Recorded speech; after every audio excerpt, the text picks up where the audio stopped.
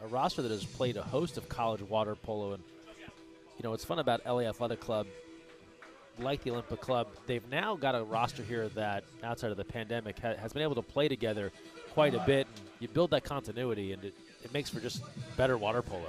That's right. It's been enjoyable to watch some of these teams that have those repetitions and experience together, just how they flow, and their game is more fluid. They're finding opportunities and connections throughout their games, and like you said, it just makes it fun to watch.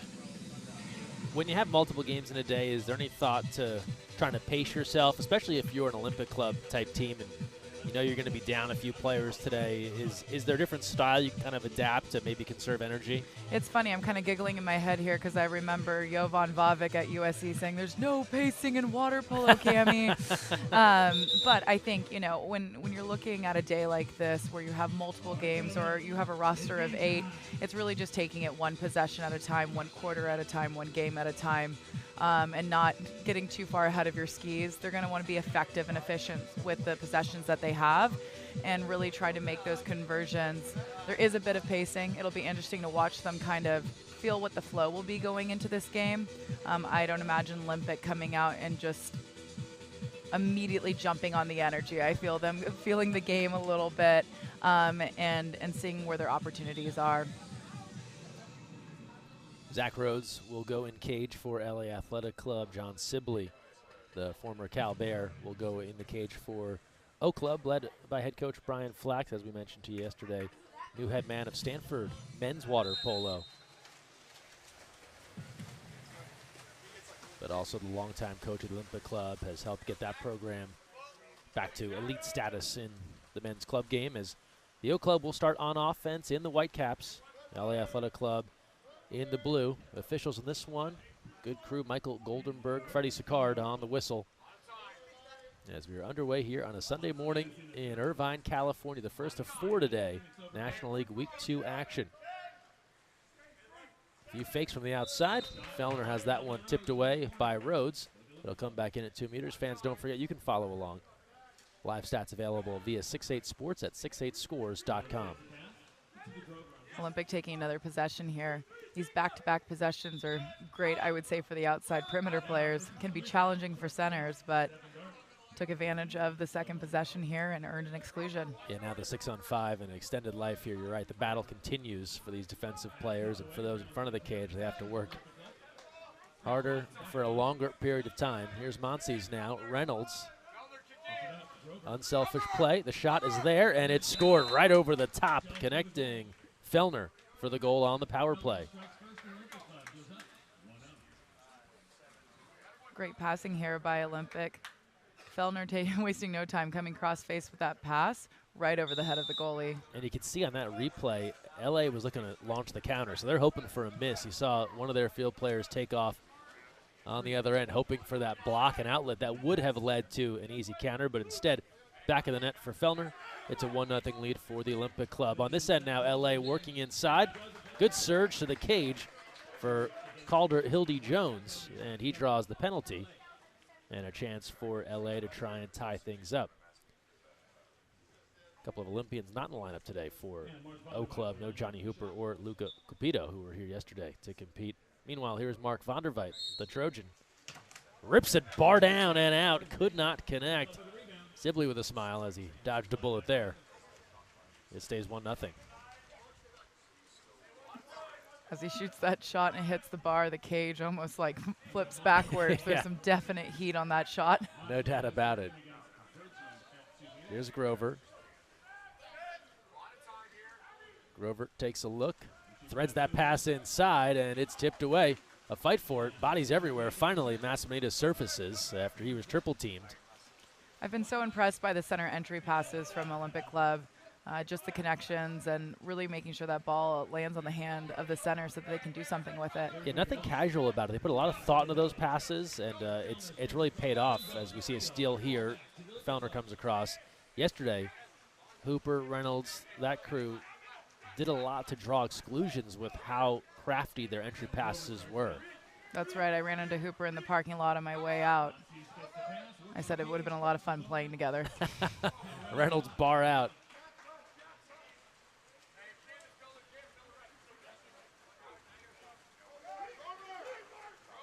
Transition now. Vanderweith takes a look. Sibley, that save ricochets all the way back near mid-pool, and Monty's able to gather the rebound. The outlet, Reynolds, trouble, lob, bar out, a tip off the top of the bar, and Rhodes able to track it down. That one bounced off the top of the cage in a way as Reynolds tried to float that one up over the keeper. Meanwhile, on this end-to-end action, exclusion, save Sibley. He has come to play in this first quarter. A couple of beautiful stops from John Sibley when the LA Athletic Club was really threatening. No better warm-up than to go back and forth quite a few times here. Meanwhile, rips that backhand. It would be to LA Athletic Club's advantage if they slow it down and just set up a half-court offense here. Interesting. I was going to think it'd be their advantage to speed this up and try and exhaust Olympic Club, who has less bodies, really get him into a swim meet.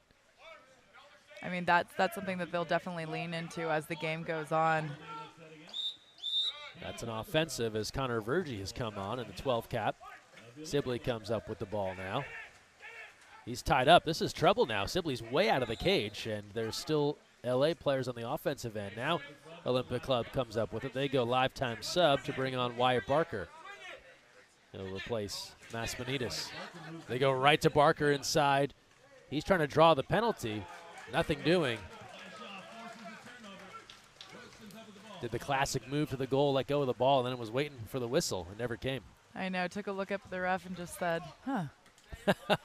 And where was the whistle? Mike Goldberg looked back and said, you're going to have to do more than that. Vergie rips it from the outside. A rocket from the lefty.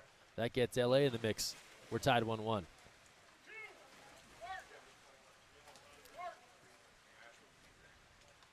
Vergie really finding that connect there.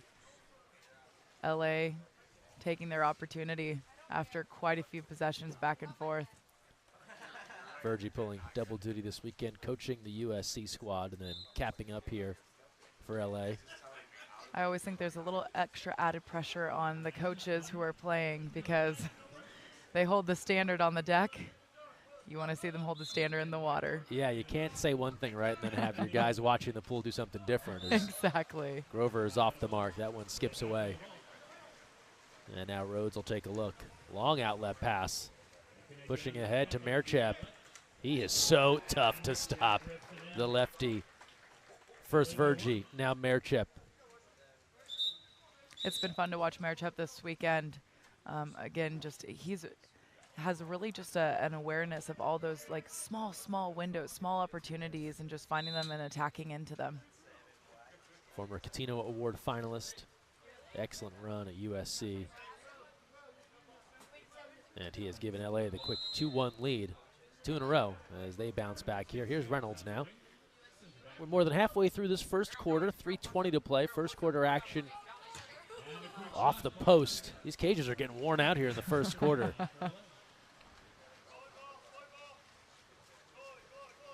Rhodes finds something he likes. Here's Bryce Herman.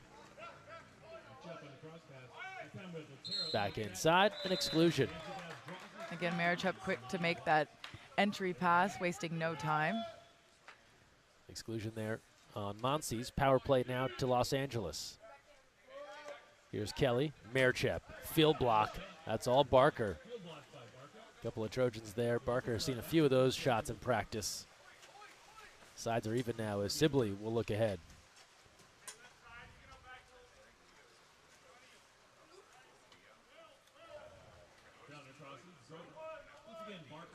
Under 2.5 to go, first quarter, 2-1 lead for Los Angeles. Olympic taking their time setting up here. Really working for their center. Running out of time on this possession, and now a takeaway. And the speed from Kelly. Monsi's giving chase. Kelly moving and puts on the brakes off the bar and away. Rebound now. This will trigger Olympic Club. Barker leaking out. Defenders giving chase. Barker moves in. Faking and hitting. There's the finish that we're looking for from earlier today. Well, this time Barker was not going to rely on any whistles. He had full grasp of this ball and took it himself against 3 members of LA. Does a great job kind of bearing into the defender and snapping off, finding his legs and being patient as he's up, and then finishing over the top. of the goalie. Transferred from Pacific down to USC and really bolstered that 2-meter attack for the Trojans. And he has tied this game now 2-2. 1:52 to go here in this first quarter.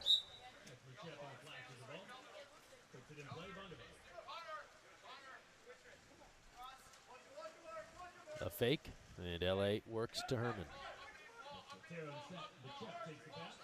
Merchep at about 6 meters, and hits, and gives a nod of the head like, yep, that's what I do. Buries another.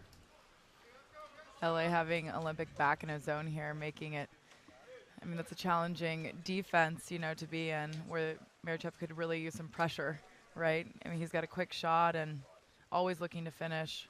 You don't want to give a player like that too much time. So we always lean on your center experience. We look at that replay. As Merchep's on the outside, he's faking. He's about to shoot behind that layer, right? There's a post up. There's a center defender. When you're the center in that spot, what's kind of going through your mind as you're watching a perimeter player fake and shoot? Yeah, if that was my teammate working their way in, I would be thinking about when they're going to be releasing as I know them and their cadence and how they play. Beautiful dish. Felner finds Reynolds on the move to the goal. He converts. And scoring picking up here late in this first quarter. We're even at 3, 1:11 to go in the first. Reynolds awesome at creating opportunities for himself. It's got to feel good to get that ball in the back of the cage. He's had so many opportunities this weekend and just meeting the post or just a little bit wide of the cage. So making that connect this morning. He's always a live advertisement for moving without the ball. Yes. He gets himself into places, gets open. Talk about a guy that's in the right place at the right time always. So often.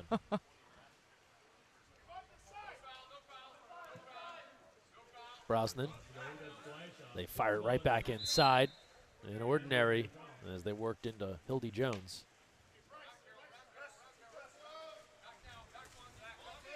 We're under a minute to go, first quarter. Shot clock in the lower left of your screen, winding down. That's off the post, off Sibley and in. And for all the saves John Sibley made in this first quarter, got beat there as it went off the post and ricocheted off his back. Second look here. Like you said, there's the hand of the defender behind the center there that's up. And I think when those shots come as a center, I'm constantly thinking about how do I spin and bring those hands down? How do I create more opportunity for the outside shot to go in and even distraction in front of the goalie? Sure. And then for the goalie, there are fewer tough luck plays than that to try and reach for it and feel it off your back going in. That's right. Under 40 now, first quarter. Masmanitas back on. You can hear Coach Flax saying, work for Odie. That means Odysseus Masmanitas. LA not giving him much room to operate. And that turns over. It'll go back to Los Angeles. It's 4-3 LA. Final moments here of the first. 15 seconds left. Shot clock is off. Here's Blasov. Makshanov. And now it works around the perimeter. Back to Blasov. They're about out of time. 2 seconds left. Blasov will not get a shot off, and that is all for this first quarter. Good energy, lots of action. LA in front 4-3 after 1. We will take a timeout and return to Irvine after this break.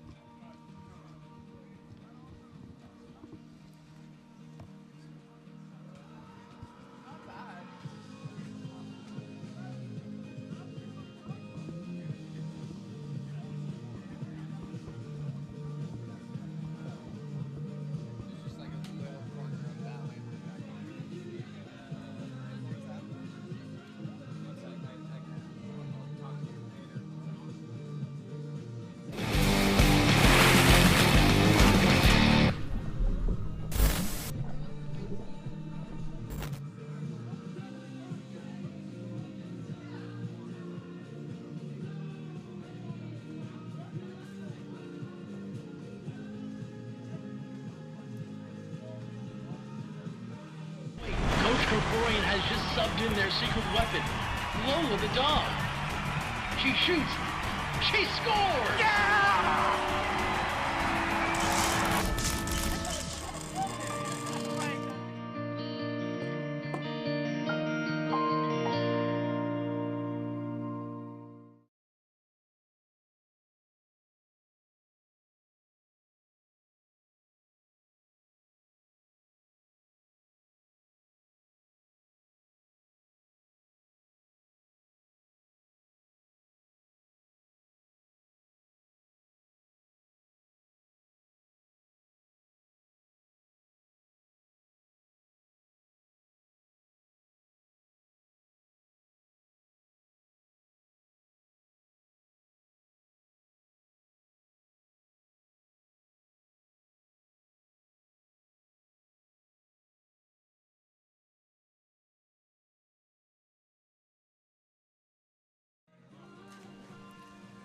Second quarter on the way from Beckman High School. Cammie Craig, Greg Meskel joining you here on a Sunday morning. LA Athletic Club leading Olympic Club through one quarter.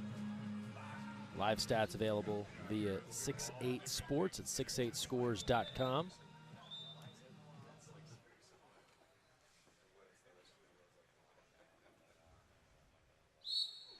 And we're underway now in the second quarter.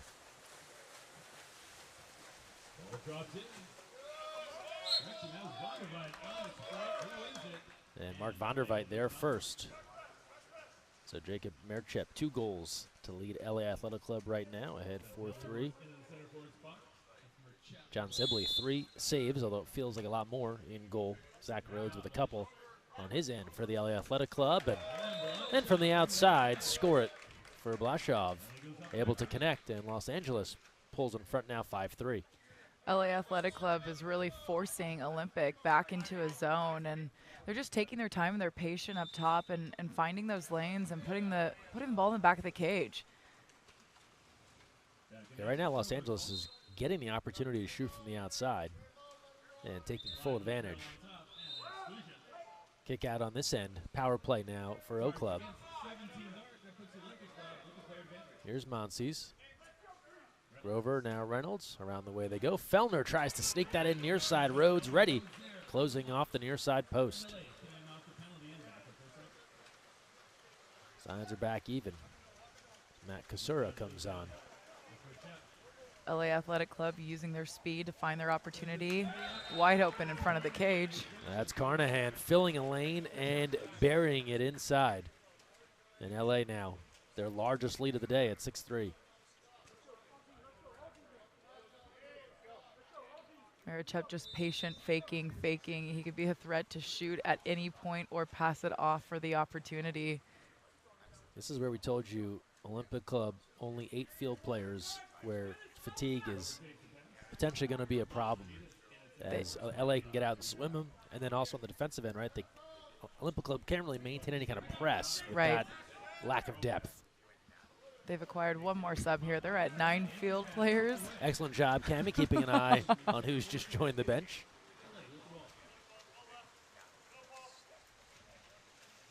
You know, even on a Sunday, that traffic can be tough to get down to Orange County. Here's Merchep now trying to thread that pass inside. The quick turn and the score. Calder Hildy Jones. Quick turn and hit. It's a long pass into the center, but wasting no time. Place that ball right on the hand. Had plenty of time, no defense around him. And just goes in one motion, doesn't really wait. And we talked about it a little bit yesterday, right? Centers having that kind of internal clock of Yes. I've got to make a move before the defense shows up. Yes.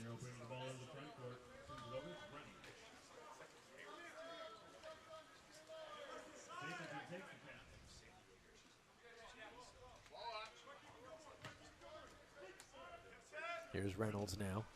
Quick pass to Felner. Those two work well on the far side, and Felner gets an important one back for Olympic Club. They now trail 7-4.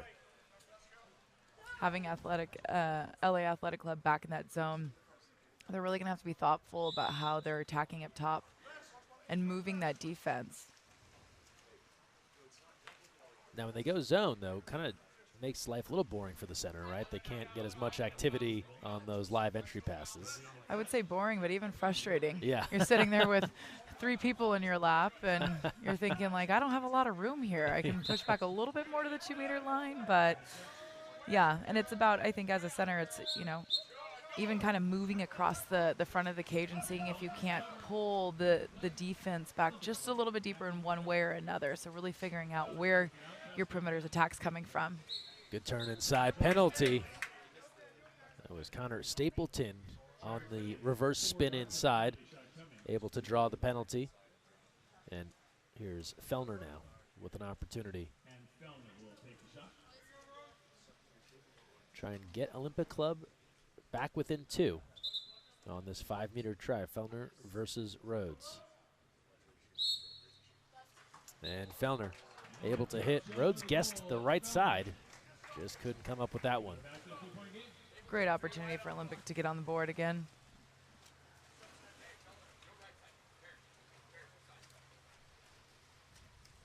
many of these games that they're ending in a tie or going straight into shootouts. And we watched a shootout here yesterday, and just it really becomes a mental game at that point, right? You know, all these guys have had so much practice in just picking the ball up and ripping it, and it comes down to, okay, you know, what's my timing, what's my cadence? Am I going to choose my shot before I shoot it? Am I going to just shoot it in that moment?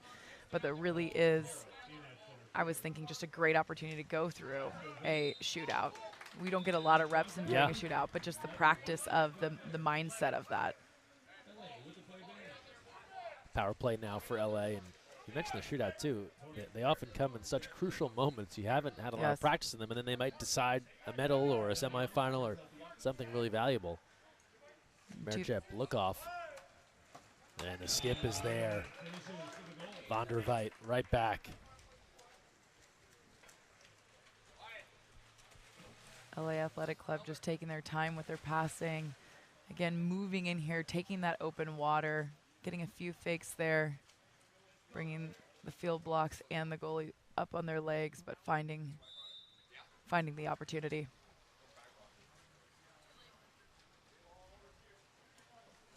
So make it 8-5 LA, leading Olympic Club about halfway through the second quarter. And we'll see an exclusion.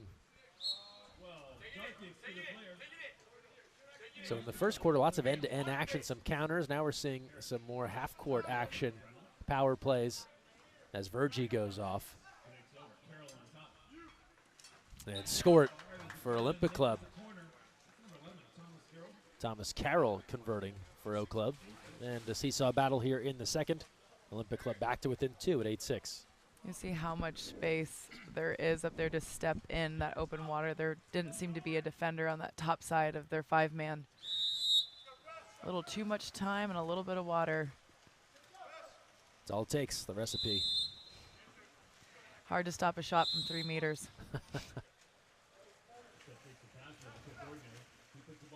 Little step out there, just losing control.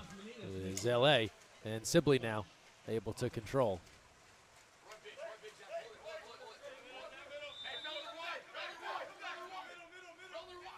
Monsies working to Felner now. Pops that pass over the top and just unable to hang on. And that one ends up in the hands of Rhodes. I mean, the window of opportunity there is so small, but I was watching Olympic really capitalize on these just inches of opportunity that were leading to exclusions and even penalty shots. Entry inside here, and you can see a hit up around the head, and that'll be an exclusion. Masmanides will go off, and now the power play here. Merchep goes right back inside. They waste little time. And a quick answer on the 6-on-5 strike for LA. You do not want to give Merchep time with the ball. As a player, you want to keep pressure on constantly. Looking right over the shoulder there of Brian Flax as LA comes back with a quick answer.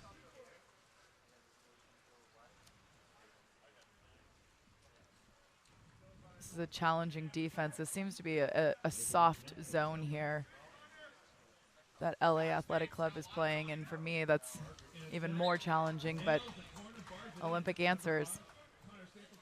Conor Stapleton right back.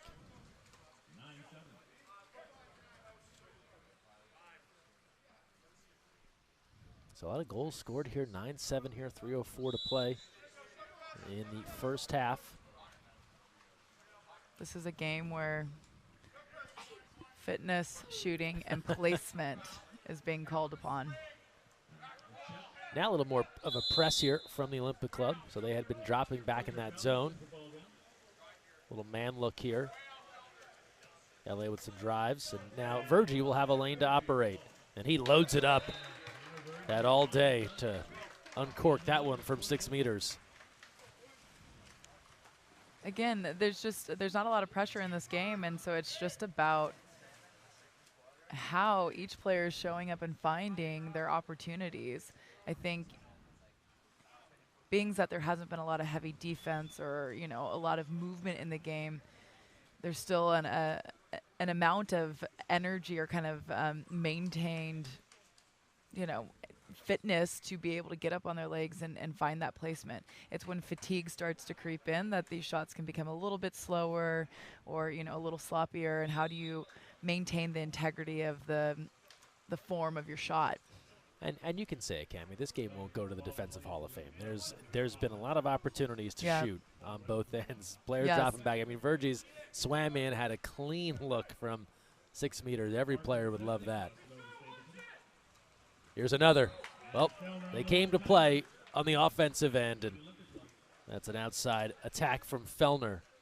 And you've got some great shooters in this game, so this is fun to watch. If you like goals, you're enjoying what you're seeing right now. That's target practice right there. This is, absolutely.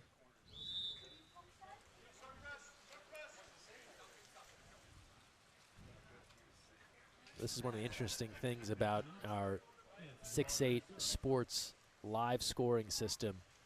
You can follow along at 68scores.com as they also calculate your plus minus. So even if you come out here and you're racking up the goals, 6-8 Sports gives you that complete player profile of what you're doing offensively and defensively. As here's a great look. Reynolds inside, and there's a penalty.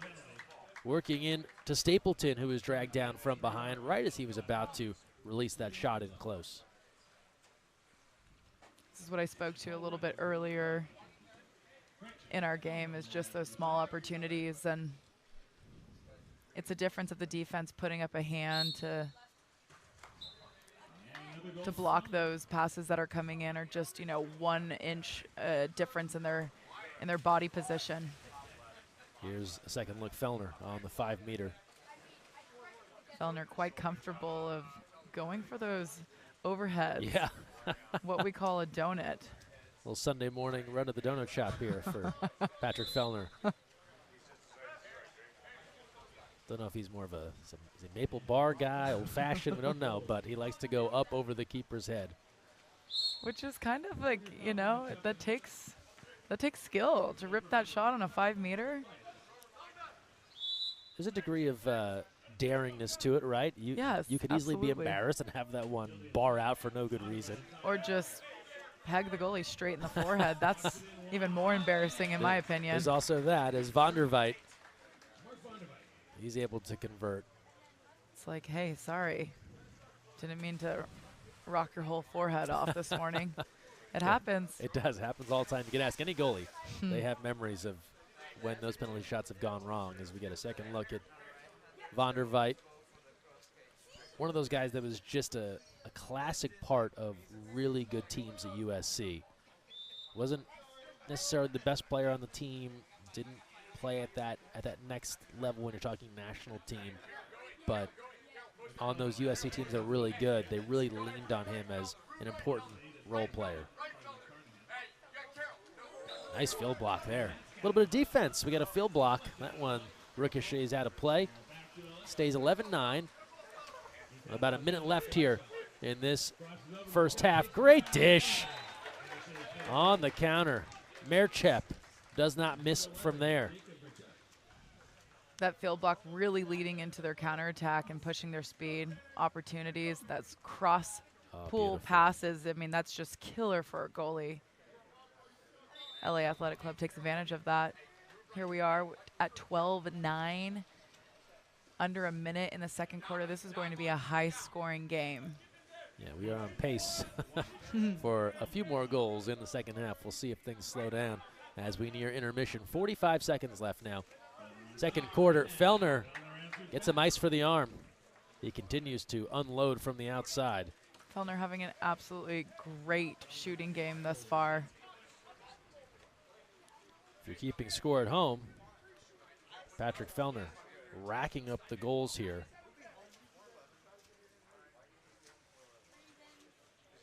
He now has 6. 6 goals for Felner. Do you think we should let LA Athletic Club know? They have access to 6-8 scores on the bench. They could easily pull that up and say, wait a minute, who's beating us here?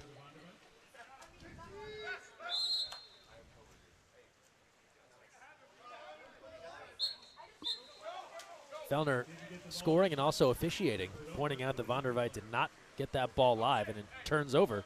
It's back to the Olympic Club. 12-10 LA, but Olympic Club again chipping away. Just 16 seconds left. Shot clock is off. Parrish off the post. Rebound. Here's Merchep. 9 seconds left. Merchep takes a look. LA threatening. Blasov with 4. On the move. Scores it. With 2 seconds left, Merchep spotting Dennis Blasov. He is able to convert, and every time Olympic Club inches a little bit closer, LA has the response. They're in front 13-10 with 2 seconds left in this first half. You could hear the coach here on Olympic Club just telling Olympic to slow down, use the whole possession. They did not. And they did not.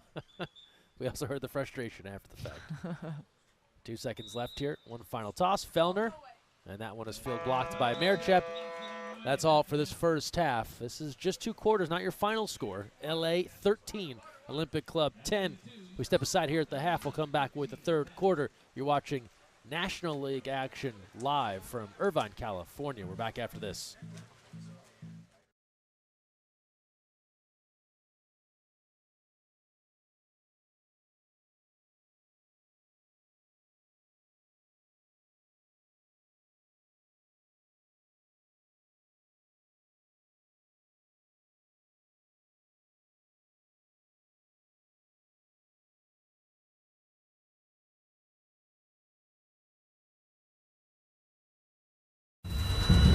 Now blue! Ooh.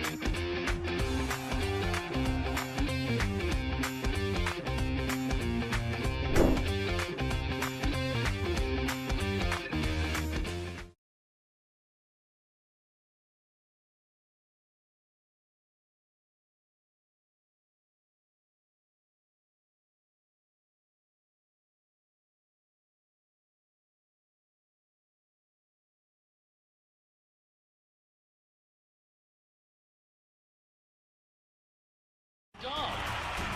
She shoots. She scores! Yeah!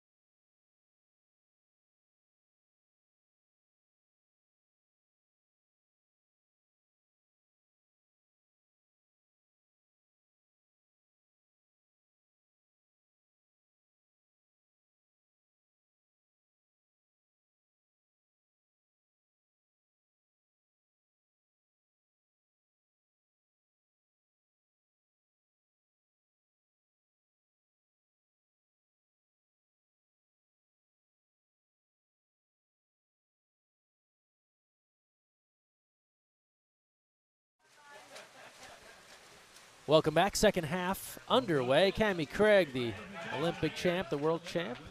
Greg Meskel here with you from Beckman High School in Irvine, California. Day 2, Week 2 National League action. Don't forget we're back with Week 3 at the Wold Aquatic Center in Irvine, April 9 and 10. We'll have all the action live for you here with goals and, of course, live stats with 6/8 Sports at 68scores.com. So we continue. The National League will crown a regular season National League champion on April 10th. Here's Olympic Club now as we get back to it. High-scoring affair. Your graphics are not wrong. 23 combined goals in that first half.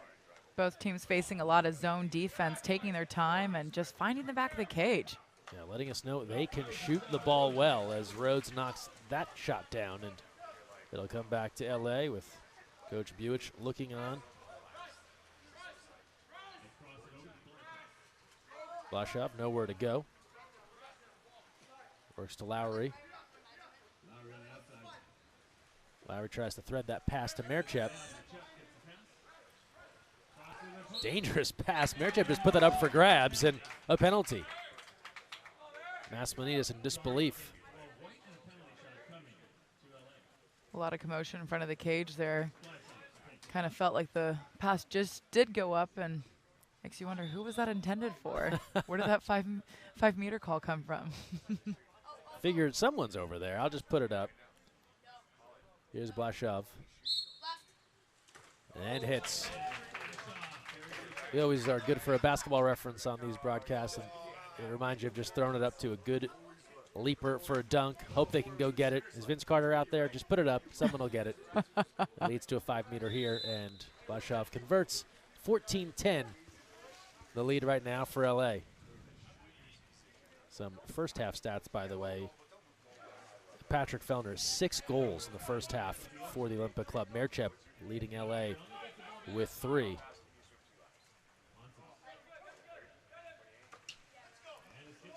Skip shot not there, but the long offensive rebound controlled by Paul Reynolds.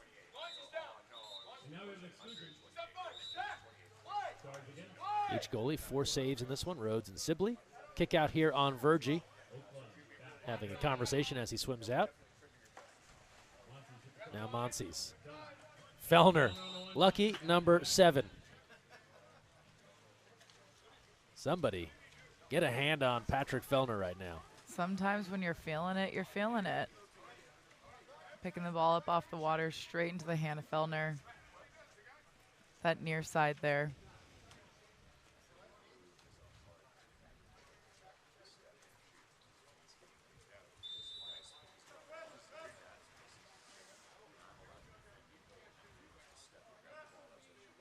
Olympic putting a little bit of pressure on here.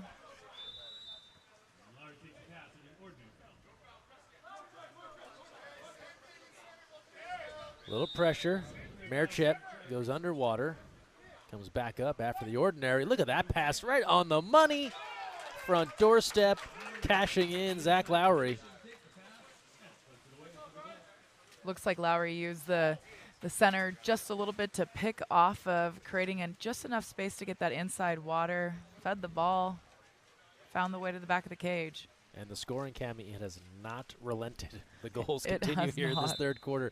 15-11, 5:47 to go in the third.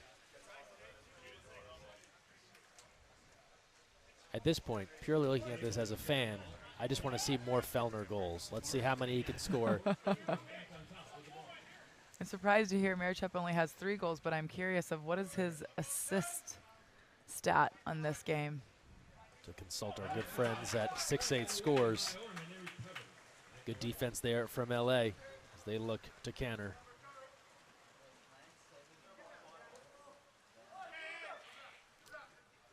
Cammie, very prophetic. 5 assists for Jacob Merchep. He seems to be involved in a lot out there today. Here's Vanderweith. Gets himself live. Merchep looking for another assist. A little too much bounce, but an exclusion. Felner will be sent off as Lotero was working inside. Now Merchep is field blocked. A scrum for the ball. And Blake Parrish comes up with it. Sides will come back even. 4-goal difference right now. Los Angeles ahead here in the third.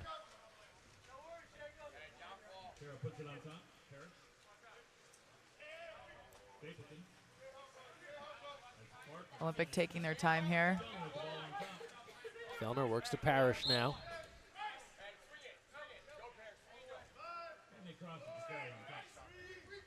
Long range, that's up and away. LA Athletic Club finding success in just taking out their center play kind of completely. Go with what's working. Meritchep pressured here by Reynolds.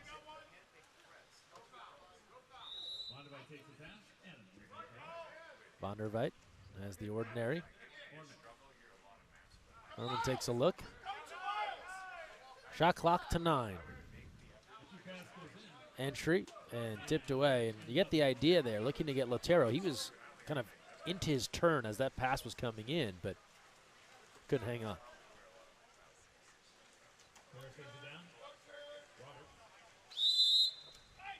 Paul Reynolds. Parrish on the attack. Threads that inside. Barker double team. Excellent help defense as Meritchep comes over. He really is doing a little bit of everything in this one. There's just not a lot of space there as a center. I mean, I had 3 people jumping on right away. Miles O'Brien Shreddy, the Cal Bear. Norman now takes a look. Here's Vanderweith. We'll try and play for Lotero again. Instead, Vanderweith up on his legs and hits.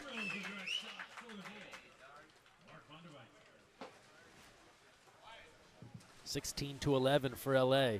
Vanderweith got the opportunity. It's right at 6 meters. A game of shots, just up and shoot on repeat. You would not be surprised if during the third quarter break we were here. A classic hit, shots, shots, shots, shots, everybody. 16-11, LA ahead.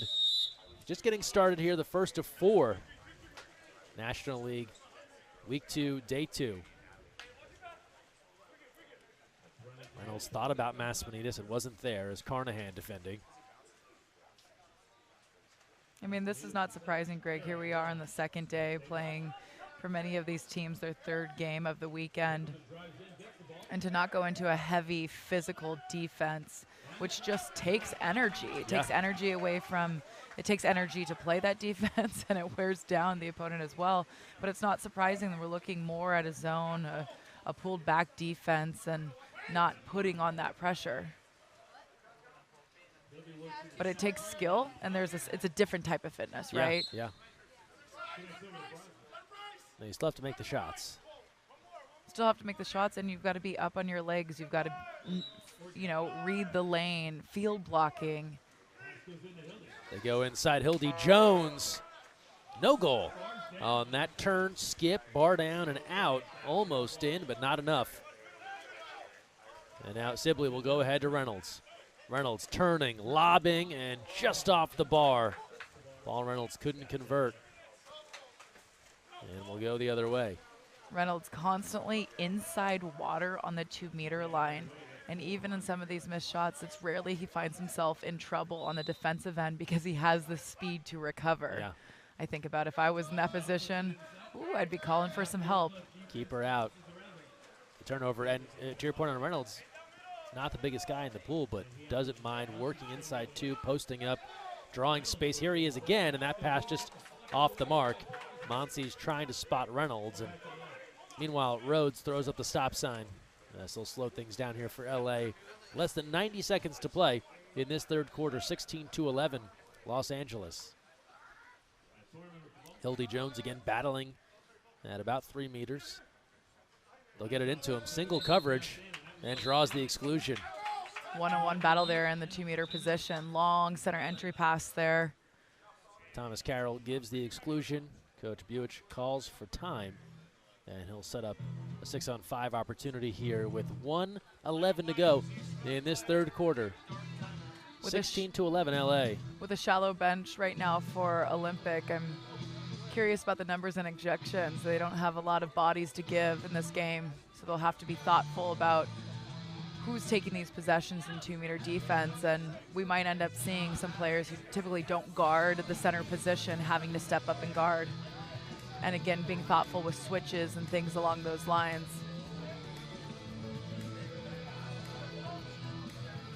Look at some of our team stats here, courtesy of 68scores.com. On the power play, there haven't been a host of 6-on-5s. Right now, LA 2 for 6 on the advantage, Olympic 3 of 4.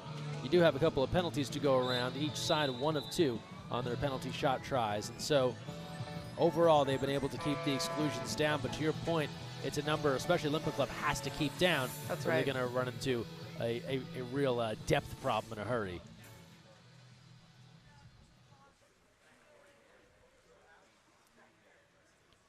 LA continues to spread the wealth on offense. Blashaw, Vanderweith, Merchep, all with 3 goals apiece as we resume live action here.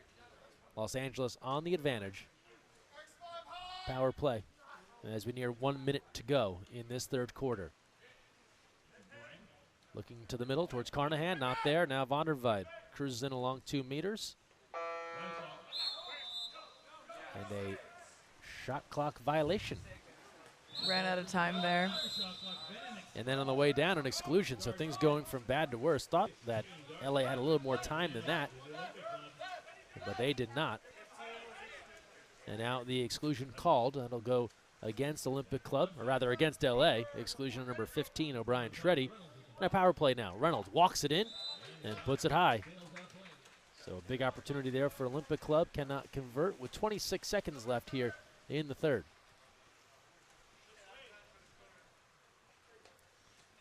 16-11. Shot clock is off. And last chance here for LA, is everyone just going to catch their breath a bit here. 4 seconds left, and LA might be content just to sit on this one. And they are. Toss that one away, and that's how the third quarter comes to a close. Los Angeles in control here. They have pushed to front 16-11. We'll step aside again, come back with the fourth and final from Beckman after this timeout.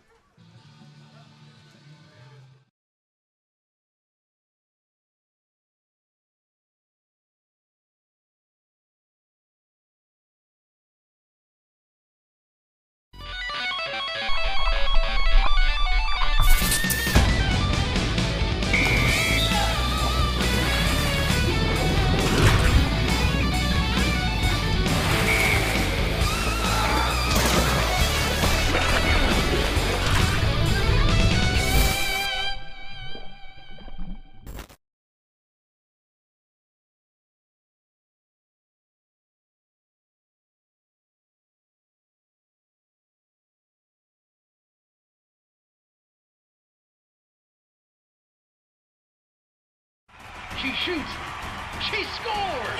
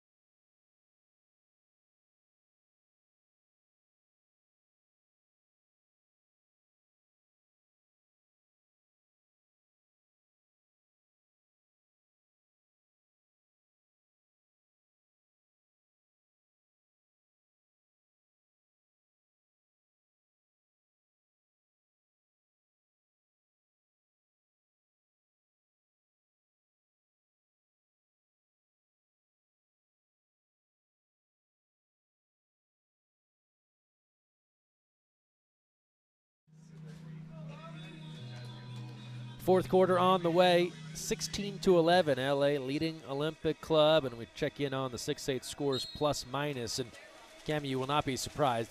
Jacob Merchep leading everyone at a plus 9.3 when you think about what he's done, not only scoring the ball 3 goals, but also distributing with 5 assists.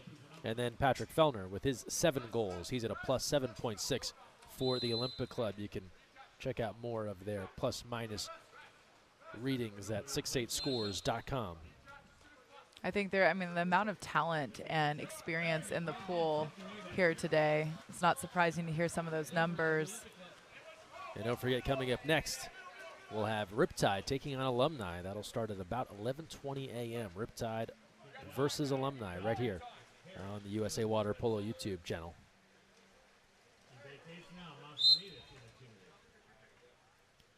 Masmanitas back in, patrolling at 2 meters. They look inside, they get it to him. Backhand is ripped for the lefty from Greece, and he is able to convert to get one back for O Club. You can see Olympic here taking the time, finally getting LA Athletic Club off their line and creating just enough space to get the ball into the hand of the center. The good old backhand. When they go, they're fun to watch, but yes, sometimes they get a little squirrely and you don't know where they're going to end up. It's that knowing of geography we're talking about as a center. Here's Hildy Jones right in front. Little spin on that as he puts it over the top of Sibley and in. What's great is just his body position that he puts himself in. He bobbles the ball, but because he's got a left shoulder into the defender, he's able to hold off the defender, regain control of the ball, and find the back of the cage. Good stuff from Calder Hildy Jones.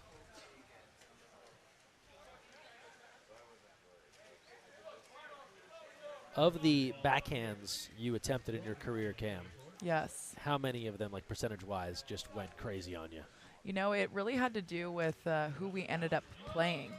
I remember in the 2012 Olympics, we were playing Spain in bracket play, and I looked over at Tamua, who was our goalie of the team, and I said, today's going to be a backhand day, because I knew the defender jumped super, super hard onto the left shoulder, and I scored 3 backhands in that game. Oh, nice. Sometimes you just know when it's coming. And how defenders play. Defenders are going to set up your shot selection many of the times. So what you're saying is you only really threw a backhand if you felt pretty confident it was going to work. That's right. Got it. You can't force it. Yeah. Can't force anything. That's a good rule for life. It's a bit of a surrender practice there. Yeah. Vanderweith right back to work. Adds another. LA Athletic Club closing in on 20 goals in this one as Mark Vanderweith. Just again faking, drops it down there, lowers the arm angle, and converts to make it 18-12. And you notice Vanderweith, as he's faking that ball, his body position is constantly moving. He's not staying in one position. He's moving up in the lane. He's finding better angles at that goal and able to put it away.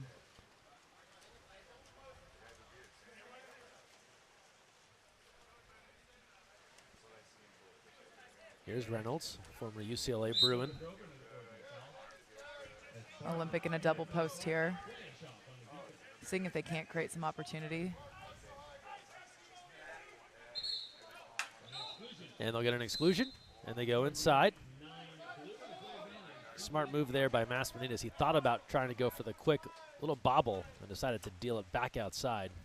They can regroup, and that'll work. It's Jack Grover. Jack Grover getting creative with his movement here on the shot, and really just that one-on-one battle with the field blocker.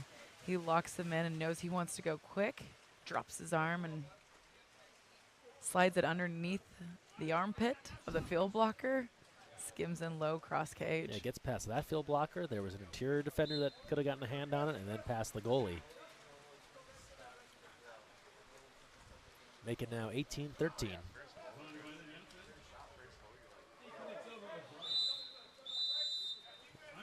And an offensive. Well, 5:25 left. It's still a 5-goal game. Does Olympic Club have one more push left? Here's Monsees.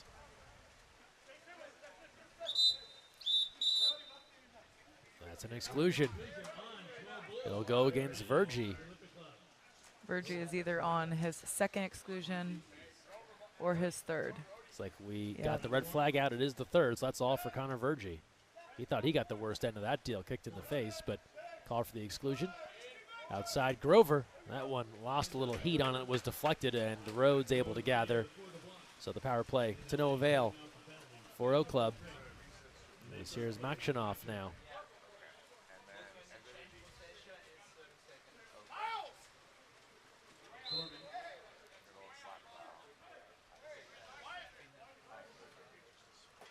Some action going down in the 2-meter play. As usual. Leading to a contra foul. Here you go, a little counter now developing, but a dangerous pass taken away by Herman. They had Reynolds all alone. It would have been a 2-on-1 developing had he gotten past that last line of defense. In the meantime, there's this. Merchep on the dish from O'Brien Shreddy. Goal 4 for Jacob Merchep. Merchep creating some space for himself with a big breaststroke kick, which bought him time to put that shot away near side. Now 19-13 LA.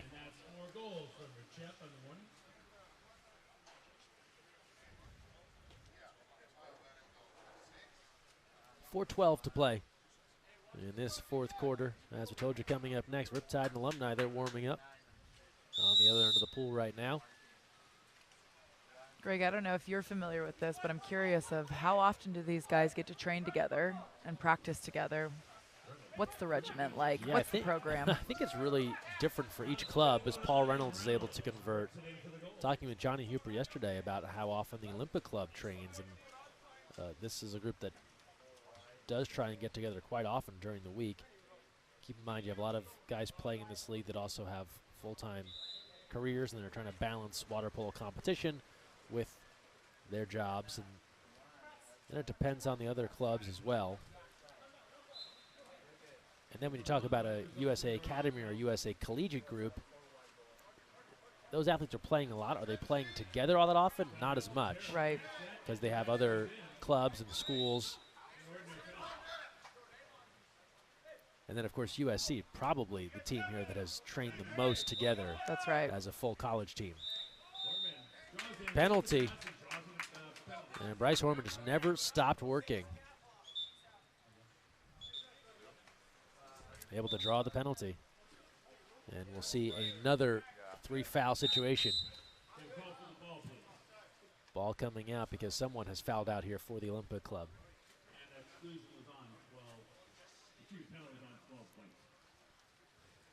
And it looks like that will be all for Odysseus Masmanides, picking up his third foul. With 3:31 to go in the fourth. It's the first thing I looked at once he got his third is that clock, as they're low on numbers over there. Herman converts, make it 20 for Los Angeles, 20-14.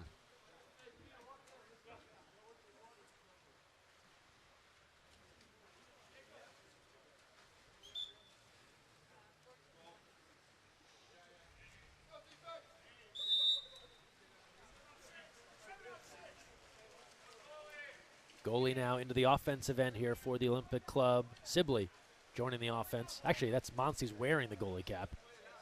We saw this yesterday. But a little 7-on-6 here. Monsi's moving in, 7-on-6, and that one is tipped out by Rhodes. Keep in mind the Olympic Club goal is empty right now. So LA can try and go full tank should they get a turnover. But in the meantime, 7-on-6 water polo for the Olympic Club. I mean, this is muscle memory. It's got to feel so interesting for the defense, but I would imagine it feels interesting for the offense as well. And how now we're on a sprint back down to the cage to cover. It's a race. Merchep lets fly. Full tank, bar down. Jacob Merchep. Could hear someone just yell from the bench their joy as that one went in. I think he shot that maybe from 3 meters on the opposite side of the pool. A long skip shot that literally landed bar down on the line and then slowly rolled back into the cage. That was a beauty from Merchep. He jokingly told the bench he meant to go bar down on the skip. Of course he did. 21-14 LA. Getting one back, Parrish, as he takes the ball and Rhodes into the cage.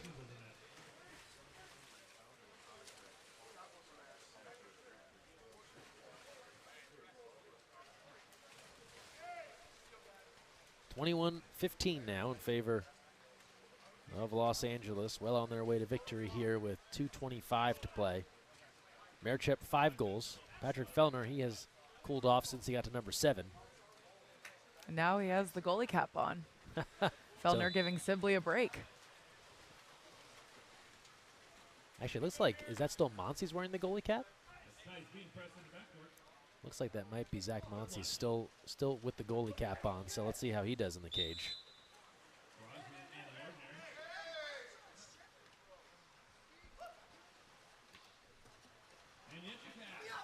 That one's tipped away, and Olympic Club now can make moves.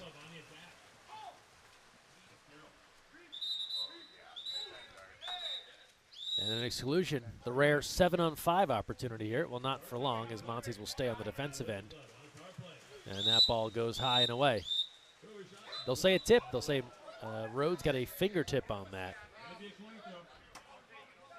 Much to the disbelief of the LA bench. Rhodes confirms he'll take it. He doesn't mind the stat. He'll take the save, so it'll stay on this end with O Club. Looking at a 21 LA Athletic Club, Olympic Club 15 score here. A fight for it in front of the cage as sides come even. That one is tossed back to the corner where LA can control. 1:24 left in this fourth quarter.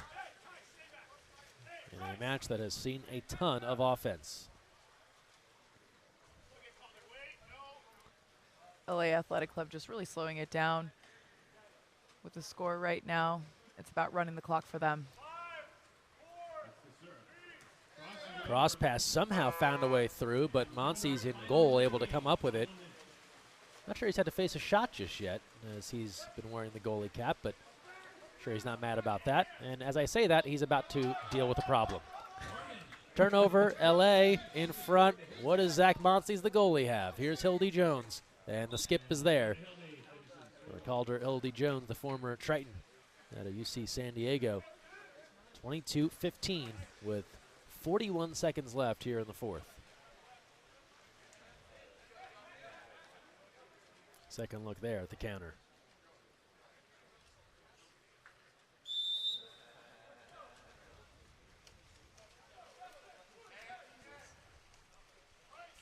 Olympic back on the 7-on-6 attack. And they're able to convert. Wasting little time, Barker up on his legs and hits. Don't know what the line in this game was, but I hope you took the over. 22-16 right now, LA. That pass and that read that's a connection that's built over time. Looked like a little bit of eye contact and subtle body movement, and there was the opportunity. That's all it takes sometimes. Final moments in this one, shot clock is off, last 16 seconds. LA does not need a goal, that's for sure. And Herman will hang on to it here as time will run down. And LA Athletic Club in a barn burner takes it over the Olympic Club 22-16.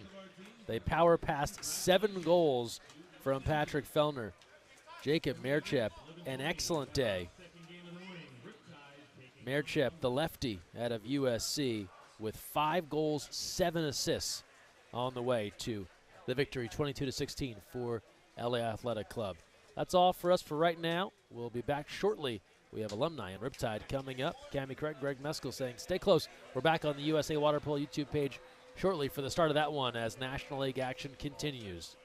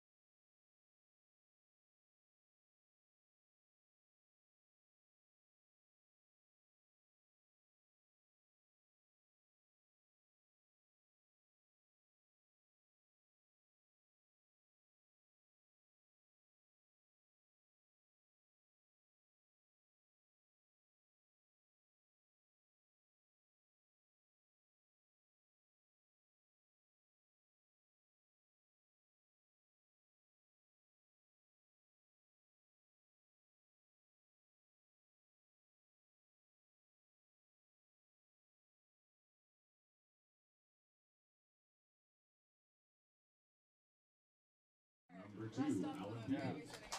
Number 3, Chase McCall. Number 4, James.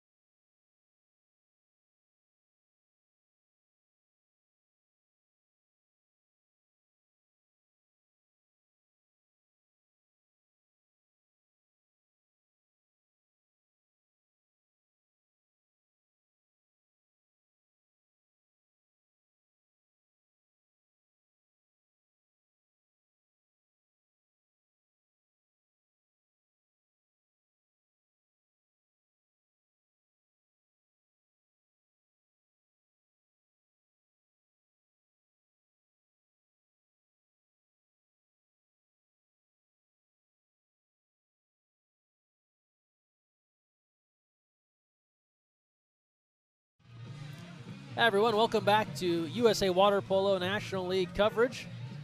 Cammie Craig, Greg Meskel here with you from Beckman High School in Irvine, California. Up next, day 2, week 2, we've got Riptide and Alumni to close out our morning session. And then don't forget, we're back in the afternoon. We've got more water polo action. Olympic Club will take on this Alumni team, and Riptide will meet USA Academy. But we are underway now in this one. And a tip out, and possession will be awarded to Riptide. They're in the white caps. We've got Alumni in the dark as we get underway. Officials again, Freddie Sicard, Michael Goldenberg. Right inside and tipped away. Nothing there. Alex Wolfe in the cage for Riptide.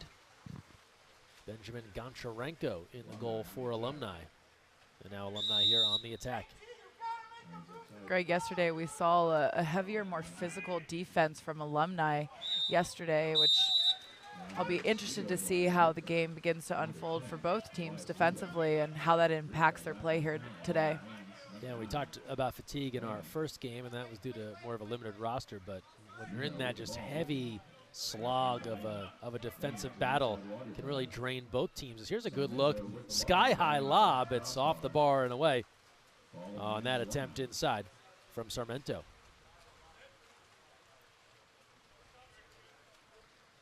Don't forget to follow along live stats at 68scores.com. Keep an eye on all the National League action throughout this 2022 campaign.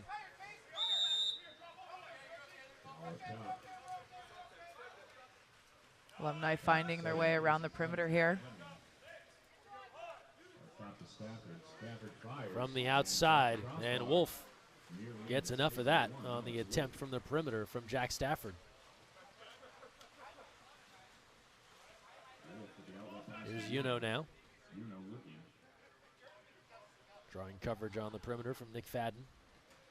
It's always so interesting. The first few possessions of a game is always, okay, what's the flow? Who's gonna break out and do what? And who's taking control of the game right out the gate, or are you seeing kind of where the game goes? Always as a player, it's, are you finding the flow, or are you dictating the flow of the game? No, we so often talk about that and the styles and officiating and how things are going to be called, and can it be a more physical game, or is things going to be called a little bit tighter? We'll find out as we go. Here's a near side look, and that's a conversion there as Alumni and Jack Stafford able to get on the board, and Wolfe frustrated there as he couldn't block that one near side. That movement there, the drive across the front of the cage, creating that space so that he could actually really move in and capitalize on the water in front of him. And so an early 1-0 lead for Alumni.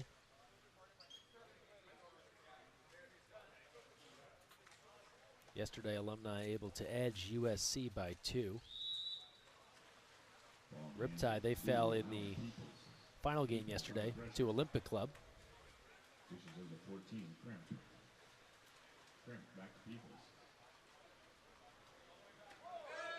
A good tussle there at 2 meters. Sarmento in a battle. Here comes the whistle. Wave off the goal. That ball's coming back out because first the call is the exclusion. This will go against Austin Stevenson. Riptide playing a little bit quicker than the whistles are coming. Right idea on that quick, though. Have an opportunity here now to set it up. And that is a little bit more of that international style where you're going to signal who is excluded and make that known to the pool, and then play can resume. Field block, the thud as that one sails up over the goal and away. And we'll go the other direction. Energizing for Alumni. There's nothing better than a good field block.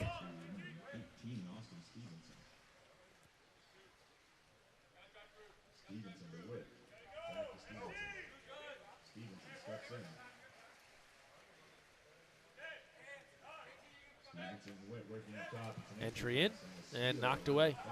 Looking to get Brent Teraoka involved. And instead now Riptide trying to work the counter, but good job by Alumni getting back in transition defense. Kind of slows down that attack.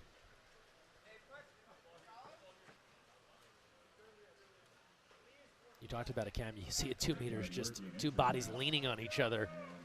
That heavier defense that I was talking about earlier as we started out the game, and you'll see it as it progresses here. It's going to be harder for these teams to run drives and have a lot of movement in their half court as defense tends to be a little bit heavier. Here's a takeaway. Connor Turnbow Lindenstadt with the takeaway and the push shot, able to convert. Fun stuff on the counter. Taking it back here, old school. The old push shot. Typically, you'll see the push shot when there is not a lot of time to drop your hips and kind of get into a position or bring your arm back too far. He definitely had the time, but chose to go that route anyways. Just felt like taking us into the textbook to show some moves, show the versatility. Ball popped up, comes to Wolfe. We're all even at 1, under 4 to go in this first quarter. Riptide and Alumni. So certainly not the same pattern in our first game. A little bit more of a defensive battle here early.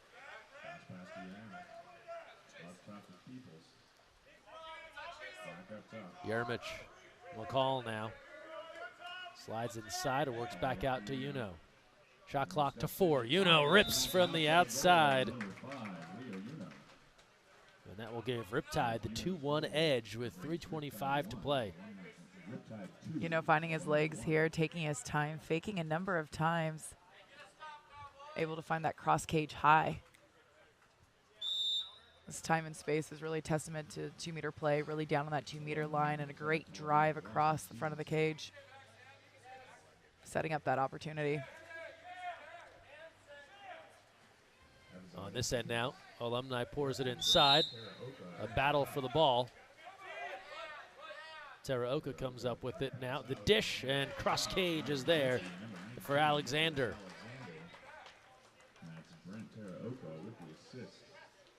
These moments of quick movement, a nice kick out pass there. No lack of defense in the way, just able to beat them all.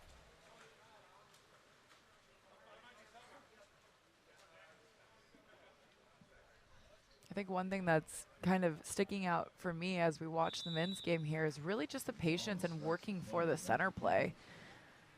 I think on the women's side, we're shifting away of really setting up a half court and working traditionally for a true center.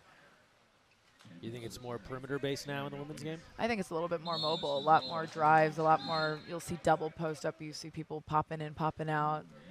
You know, I'm seeing a lot on like rosters. I'm a utility player, right? I mean, I can do it all because the women's game is becoming very mobile. We always talk about the similarities between water polo and basketball, and that does kind of mirror basketball as well, in that the era of the kind of post up back to the basket center is gone, and now you have just tremendously versatile athletes that can shoot from the outside, they can drive through, they can post up. 2-2 game, 2:15 to play in this first quarter. That's an offensive. We will come back to Riptide now, looking to execute on the counter. Turnbow Lindenstadt, head up, looking, thought about a no-look shot and a field block. Well done by Bukazian.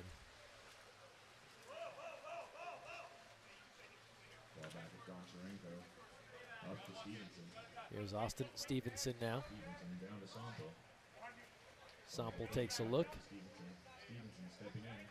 Little no-look entry, a reach for it, but a triple team. And nothing there for Velasquez as he found himself surrounded by Whitecaps. And now Wolfe can push the outlet. Velasquez putting a little backspin on that ball right when it enters, when he needed to make a super quick move as the defense is crashing back quite quickly.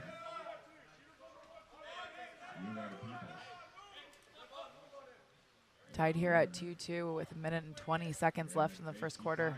Just off the mark on the outside try. That was Yermich.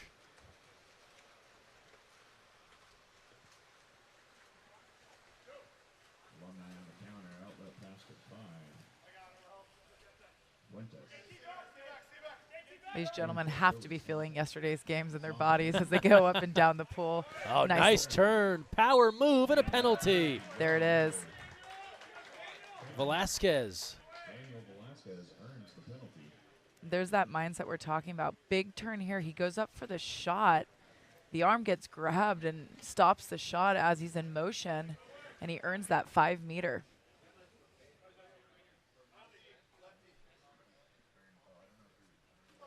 It's always interesting as a center. It's like you kind of have to read the boundaries or the limits in which the referees are going to allow you to play. Will they be quick on their whistle? Will they make you play through? Here's the penalty, and the conversion is there. Joseph Fuentes able to convert after Velasquez, the Commerce native. Citrus College able to draw the opportunity. And so that will give Alumni a 3-2 edge, 1:01 to go, first quarter. Good battle here between these two teams.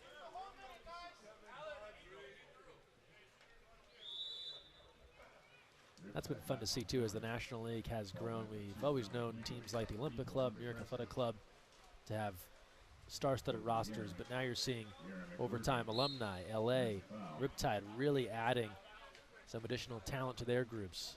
And these are no small rosters. I mean, we're coming in with rosters of upward to 20 players on each roster, which is just a testament to these programs growing and strengthening. Yeah, clubs have a player pool of 25 typically, but then declare 20 for each weekend. See an exclusion here. So we'll go against Alumni. Power play now for Riptide, a chance to draw level. 25 seconds left. Save is made. Goncharenko turning that one away. And the sides come even now. Shot clock is off. Final 16 seconds here in this first quarter.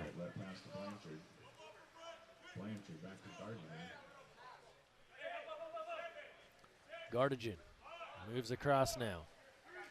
Cassian has that one field blocked. And that's all for the first quarter. That last chance backhand from Fleming. That came after the horn, and that's all in the opening 8 minutes. Good start for Alumni. They're in front of Riptide 3-2. We'll step aside and return to Irvine, California with the second quarter after this.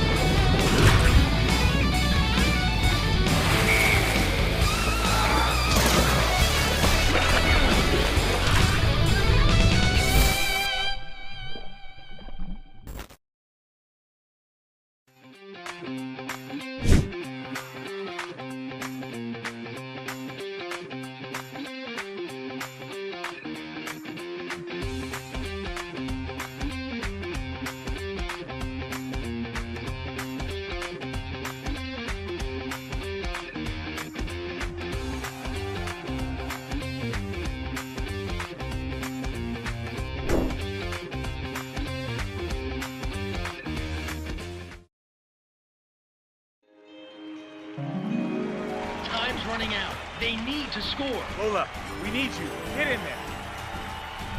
But wait, Coach Kerkorian has just subbed in their secret weapon, Lola the dog. She shoots. She scores! Yeah!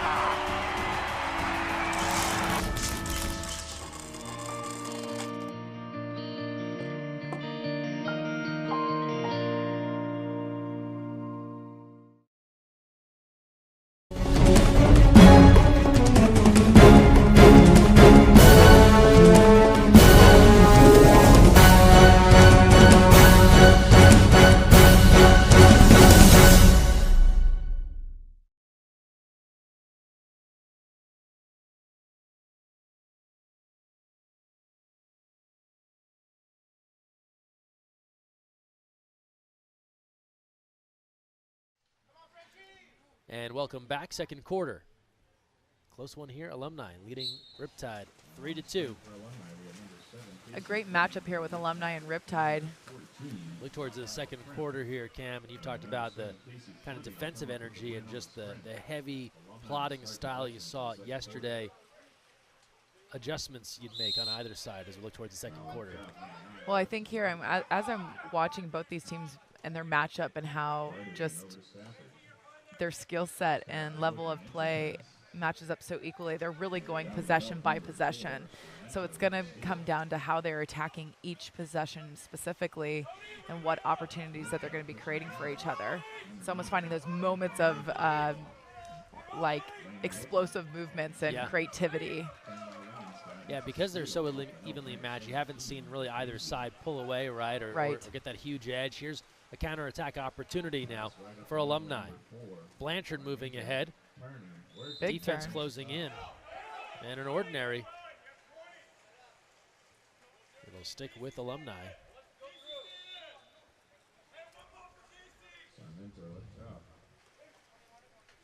Here's Stafford now. One goal already. He tries to shovel that pass inside. Gobbled up by Antoine Lena.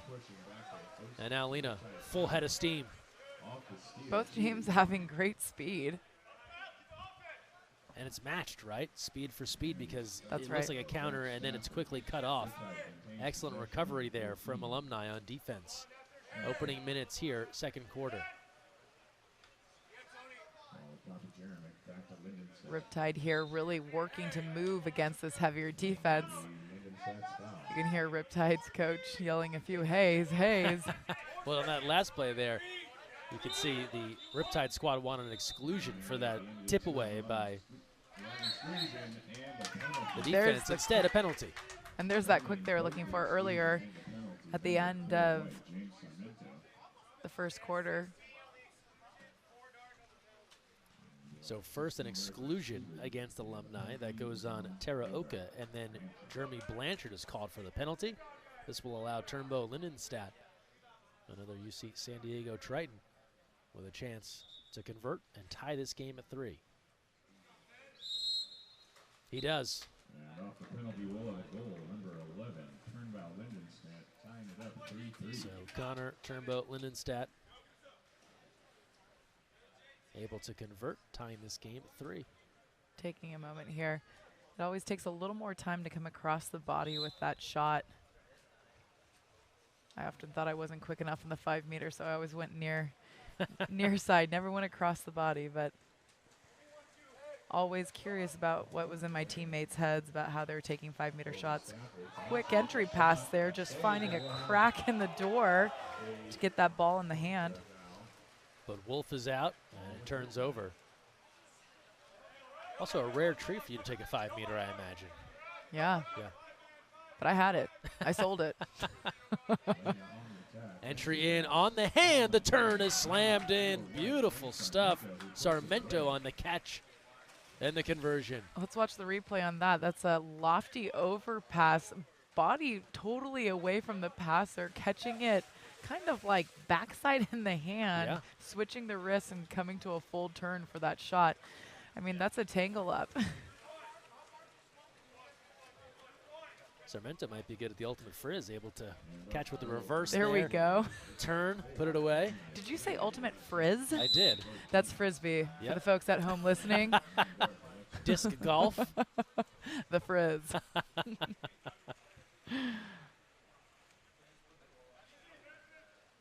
4-3 right now, the advantage for Riptide.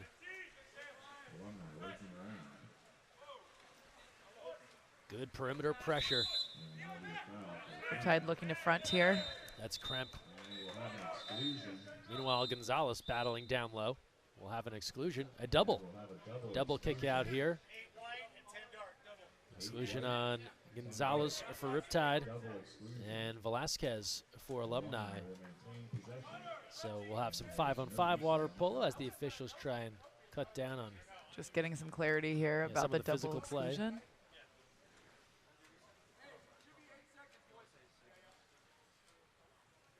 double exclusion from a center standpoint. Did you ever feel like they were warranted? Was it more of like you were involved in this for no reason? Yeah, sometimes I just feel like pick one or the other. Yeah. There's no reason to do both. It's a long swim, too, down to the other side. Now back to 6-on-6 here as sides come even.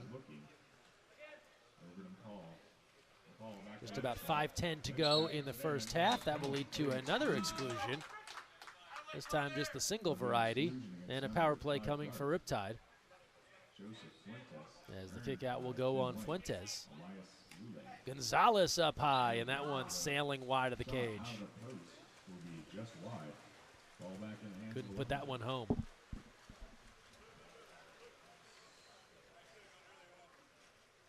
And now Alumni will go ahead to Gardagen.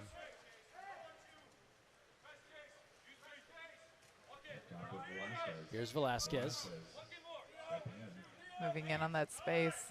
Has room to walk it in. Velasquez moving in, and that one tipped out by Wolfe.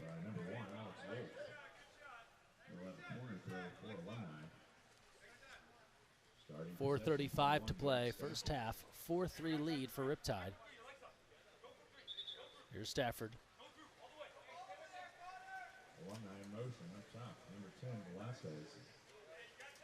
Looking to work inside, but heavy pressure there as well.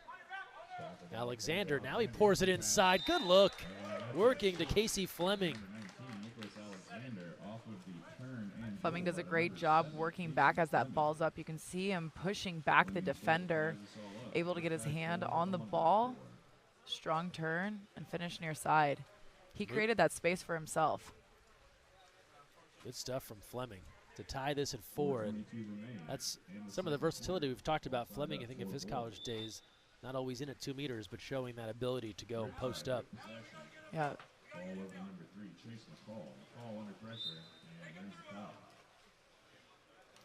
Chase McCall, left-hander. Steps in. Tie game here. Works to Turnbow, Lindenstadt. Back to McCall. Up to you now. You know to McCall, Big field block. here. Turned away by Sample. Next Sample with the field block. It's back to Alumni. Goncharenko takes a look. And he'll move ahead now. Here's Evizard. Evizard on the attack. Evizard's up. Evizard at about 6 meters, pours that inside, looking for Velasquez. Good help from McCall. And Alex Wolfe, the Tokyo Olympian, off his line to gather that ball up. Keep it 4-4. 3.5 to go, first half. Slight advantage here developing for Riptide. Turnbow Lindenstadt gets himself live and has that one denied by Goncharenko. In transition, we'll have an exclusion. And then a timeout. A much-needed timeout here. This is a low-scoring quarter here for both teams. A lot of swimming. A great opportunity to catch a breath, sub, and regather. So we'll have a timeout. We have a 6-on-5 on the way. Don't forget to check in on live stats via 68scores.com. Pull up the game cast. It'll show you that it's 4-4 right now. Turnbow Lindenstadt leading all scorers with 2 goals in this one. Also have the great plus-minus stat. Gives you an idea of the complete effect a player is having on a game, good or bad. Sarmento, a plus 4.3 for Riptide right now. Nicholas Alexander, a plus 2.0. To give you a little idea, Jacob Merchep in our last game, he was over a plus 13 with all the goals and assists he racked up. The old plus-minus. We use that program in college. Not just a hockey stat anymore. Yeah, I feel like it was a stat that was so often kept internally on teams. Yes. And now you're starting to see it externally as a stat in water polo. Well said. Out of the timeout. Power play here for Alumni. I think between that stat and video, I used to say the video never lies. Field block, excellent defense. McCall in there to stomp out that power play try. Sides are level again. A little bit of fresh energy coming into these first 2 possessions. Under 3 to play in this first half. Here's Lena advancing, cross pass. No call, just tipped away. As Riptide tried to get Sarmento in the mix once more.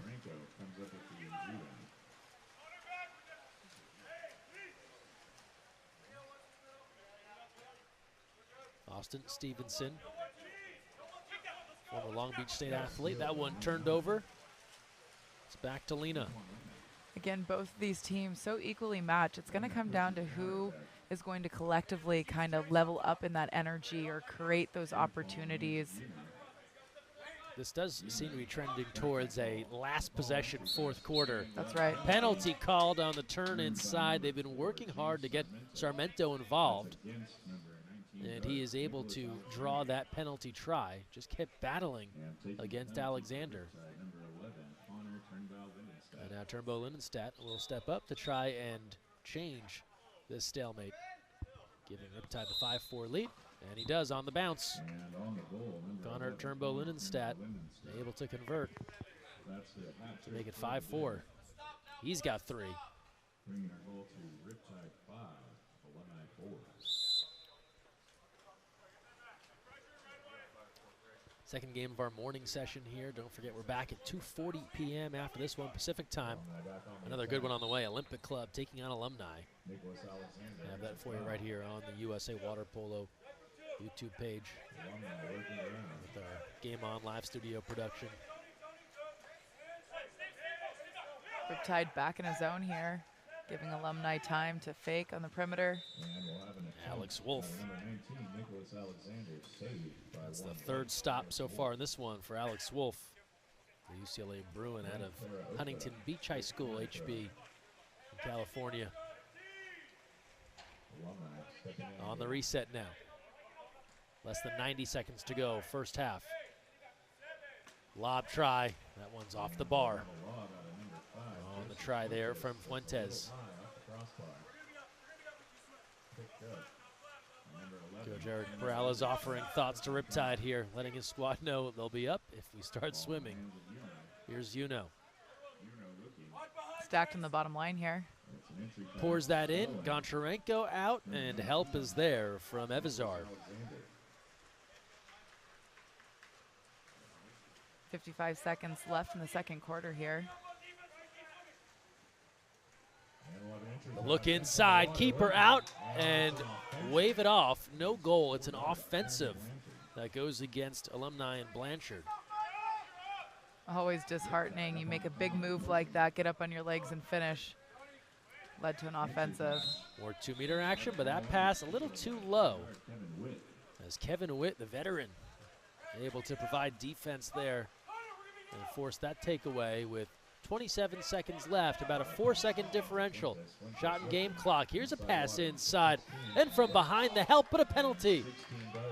Turnbow Lindenstadt can't believe it. He thought he had all ball in that tip away there, but a penalty is the call on the attack from behind as the offensive player inside 6 meters, and that will lead to a penalty try here in a 5-4 game. Alumni can tie this up. Fuentes to take the shot with just 20 seconds left in this first half. Skip, but can't get it to go, and puts himself underwater to head on down after that one just barred out on the skip try. It'll stay 5-4. Shot clock is off. Final 10 seconds. Here's McCall now. Turnbow Lindenstadt with 5 seconds. That one got away from Turnbow Lindenstadt. Put it well wide. Must have lost the grip. One last attempt, and that one wide to the cage. That's all for a battle through 2 quarters between Riptide and Alumni. Riptide ahead just one, 5-4. We take a breather, come back with the third quarter after this timeout.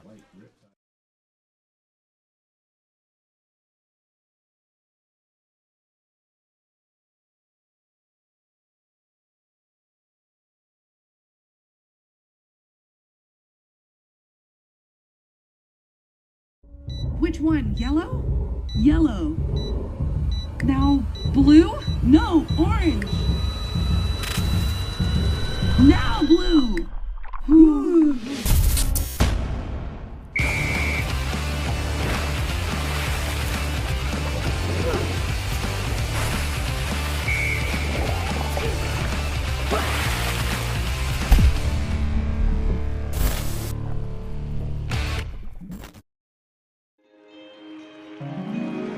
Time's running out. They need to score. Lola, we need you. Get in there. But wait, Coach Kerkorian has just subbed in their secret weapon, Lola the dog. She shoots. She scores! Yeah!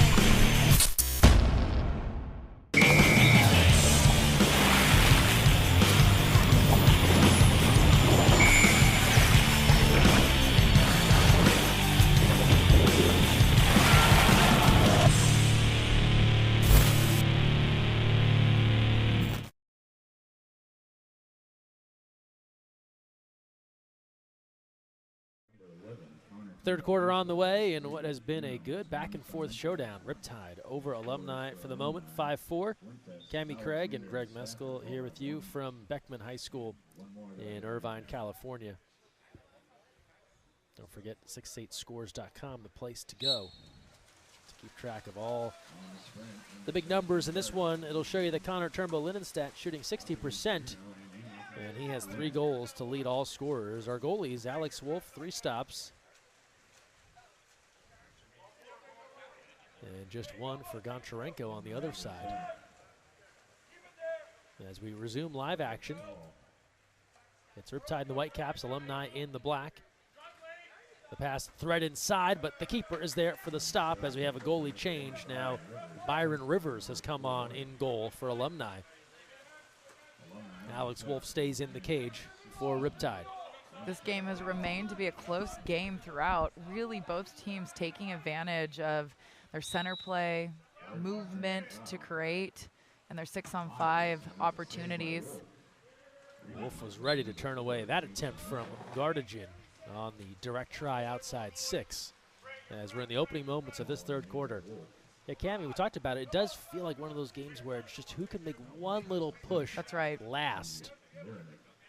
Is how collectively, you know, are those connections and moments of energy or explosive movements. Entry in and a takeaway. Although it's worth asking, you played on so many talented teams at USC with Team USA. There are times where you'd find yourself in a game close through 3 quarters and then you were able to just pull away in the 4th. What was the difference maker in those sorts of games? That's right. I think, I mean, if we're just even looking at Riptide's last possession there, the ball goes into set, but there's not a lot of attack in and selling the shot and really getting the defense off the line, and then they just place the ball into set, and guess what? Defense just sitting there. But we got to get the defense to move. We got to get the defense to honor us as we attack. And just, again, can they bring a little more energy, a little more threat on the outside to get things moving? And that comes, again, with a collective connection of getting that energy elevated together, because it can't just be one person putting in that type of intensity to try to make something happen. It's got to happen all together. Otherwise, we're not going to move defense, or we're not going to get the offense flowing. Well, good intensity from our goalies on these last 2 offensive possessions. Wolfe, a big stop in close, and then Rivers with an excellent denial on the other end.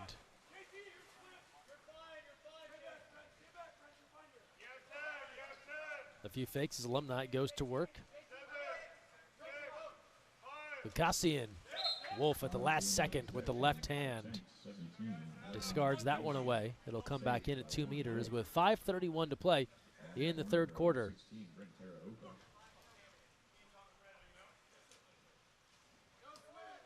Alumni looking to find their center, working the ball around. Here's Casey Fleming.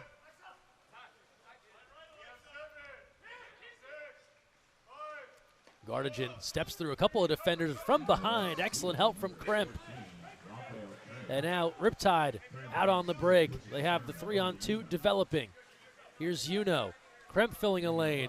Uno to Kremp inside and hits. Beautiful counterattack water polo from this Riptide squad. Great job taking their time here on the counterattack, even with the arm on the hand there defensively, finding a way to get to the back of the cage. Yeah, Kremp shrugging off the defender and able to finish in close. And for the first time, a little bit of breathing room here. Riptide ahead by 2. It's been a 1-goal game so long in this contest. And the Riptide crew in front now 6-4. Although a two-point lead, it can be comforting. It's not one ever to relax on, that's for sure. Definitely not in the game of water polo. 2 goals, 3 goals evaporate quite easily. Here's Witt.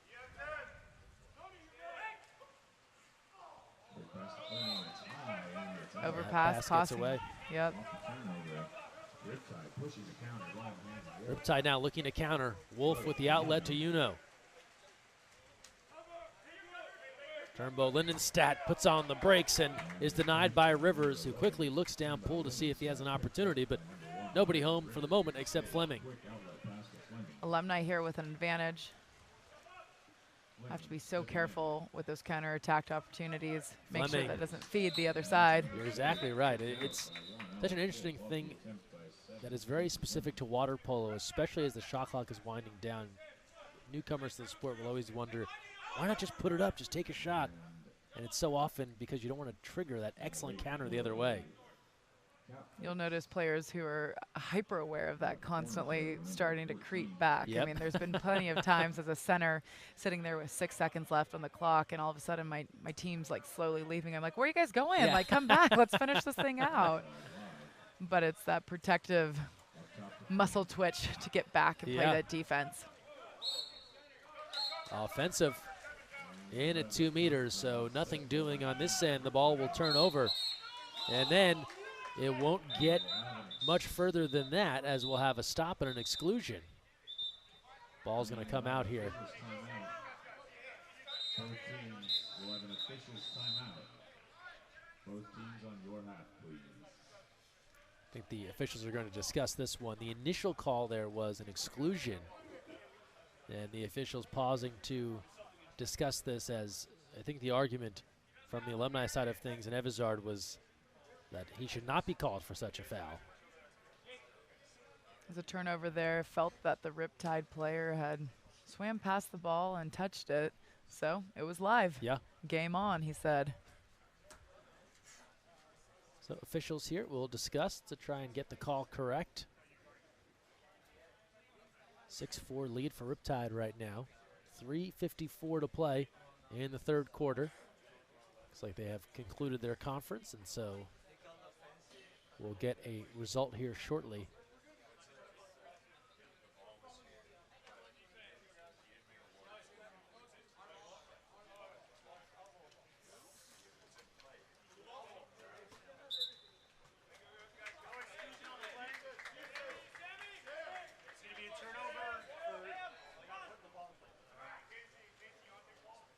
So the call is overturned. No exclusion against Evezard. And the ball will go back to the Alumni crew. And a good job there by the refs, Fred Sicard and Michael Goldenberg, to huddle together and get the right call.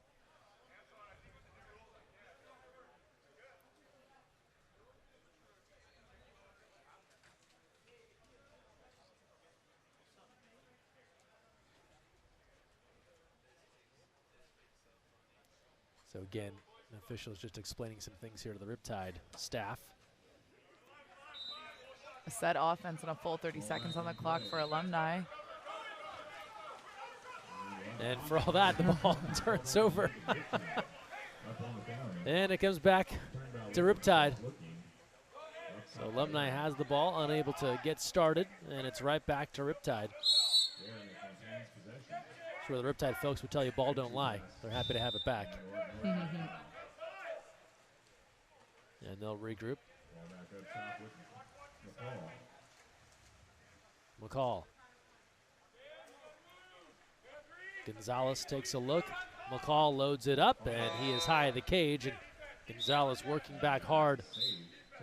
They'll say Rivers got a piece of that, a fingertip.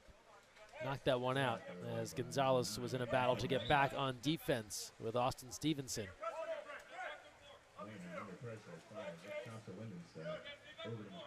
Riptide going for the double post here to see if they can create some more space and opportunity for their outside shooters.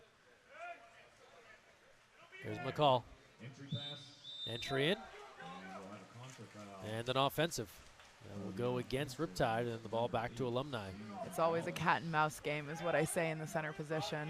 There's definitely, it's a physical position and there's holding, but you got to know when to hold and when to let go. Under 3 to play, third quarter. Cross cage from Fleming. That's just off the mark. Alumni trying to chip away at this Riptide lead. 6-4 here.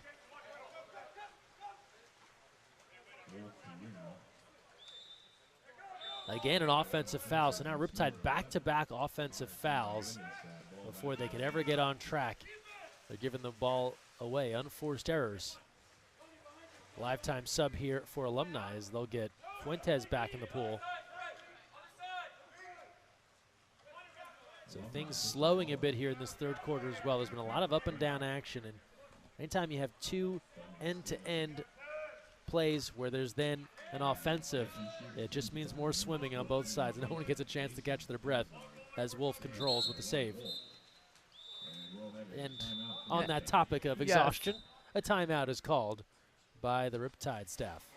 You'll find sometimes timeouts called just simply to catch a breath, regather, and there's no strategy to speak of. We just need to rest. Yes, yeah. And those are welcomed as players. That is the strategy. Actually. Part of our plan is to actually keep everyone fresh. Subbings. There's a few loose feet and elbows here in this game. I think as fatigue sets in, I always say limb control kind of goes out the window. That's one thing about our sport. I mean, there is an element of selling the call. But when I think about water polo in comparison to maybe soccer in the way that they sell the call, there's a totally different energy. So if someone's getting knocked or caught an elbow, you know it's going to hurt. Well, and you think about soccer, not to knock that sport, but so often the players will fall down and then just kind of wait for something to happen. You don't really have that luxury in a pool. That's right. If you cannot stay afloat, that's a serious problem, and we'll have to stop the game. So you don't see anyone just kind of laying there in the water. They have to kind of get back and move down on the other end. I mean, that would just be so traumatic to see. Yeah. But yeah, we don't have that luxury, and I think even a moment to put your head under the water is an opportunity lost as a water polo player. We're just constantly need to have our head up, have our head on a swivel, and be in motion. The game continues. This is incredibly fluid sport. There's not a lot of pauses or breaks within what we're doing. Under 2 to play now in the third quarter.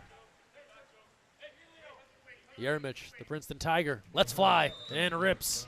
Irvine Yermich. And that's a goal in the top corner. Riptide here doing a great job with the movement in front of the cage to create space, and a few good fakes here. Nice placement. They saw a lot of this at D'Annunzio Pool in the Garden State, and now here at Beckman High School, able to convert from the outside to make it 7-4. That's Riptide's largest lead of the day at 3.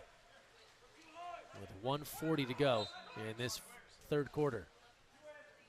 Alumni has great position in their 2-meter. Able to attack in here, getting Riptide back on their heels on defense. In transition, catch and release from Fuentes, an important goal to get back for Alumni. Just great patience in their passing, finding the open water here, sliding in on his legs, and those cross pool passes for the goalie are just brutal. Having to go from one corner to the cage all the way to the other. 1:25 left in the quarter. 7-5 game, Riptide. So now a 2-goal game once again with 1:15 to go in this third quarter. Working up top. Alumni going to continue to battle. That pass gets away. Shot clock to 10 for Yermich. McCall lets it go. That's off the post. Good hustle. Tracked down by Gakassian.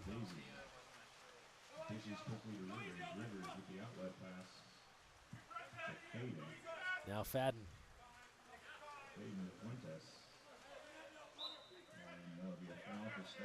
Alumni working here. You can see some energy moving in that half court. Velasquez, the turn. Trying to power through. Ran into all kinds of defense and kept his hand on that ball. He tried to spin his way towards the cage. He moved through 2 defenders and straight into the third. It's important that the perimeter players are the eyes of the center in some cases. They've got to be aware of what's there and what they have space for. Yeah, what they're getting their center into, right, with those entry passes. That's right. Many times I've received passes and a defender just blows my arm off, and I'm like, you guys, you saw her behind me, didn't you? Yeah. That was Yermich just completely losing the handle on that ball, running out of time, and they won't get it off. They try for the extra pass with just 1 second left, and it results in Fadden holding the ball as the clock expires. Couldn't get that one away in time. 3 quarters complete.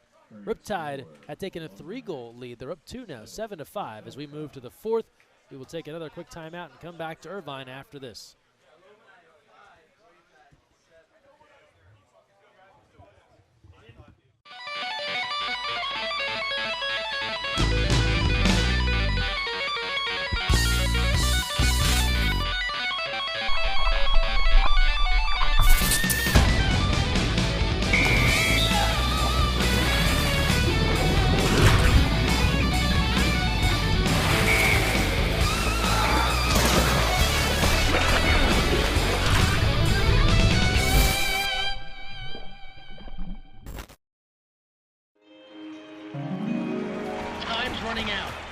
need to score. Lola, we need you. Get in there. But wait, Coach Krikorian has just subbed in their secret weapon, Lola the dog. She shoots. She scores! Yeah!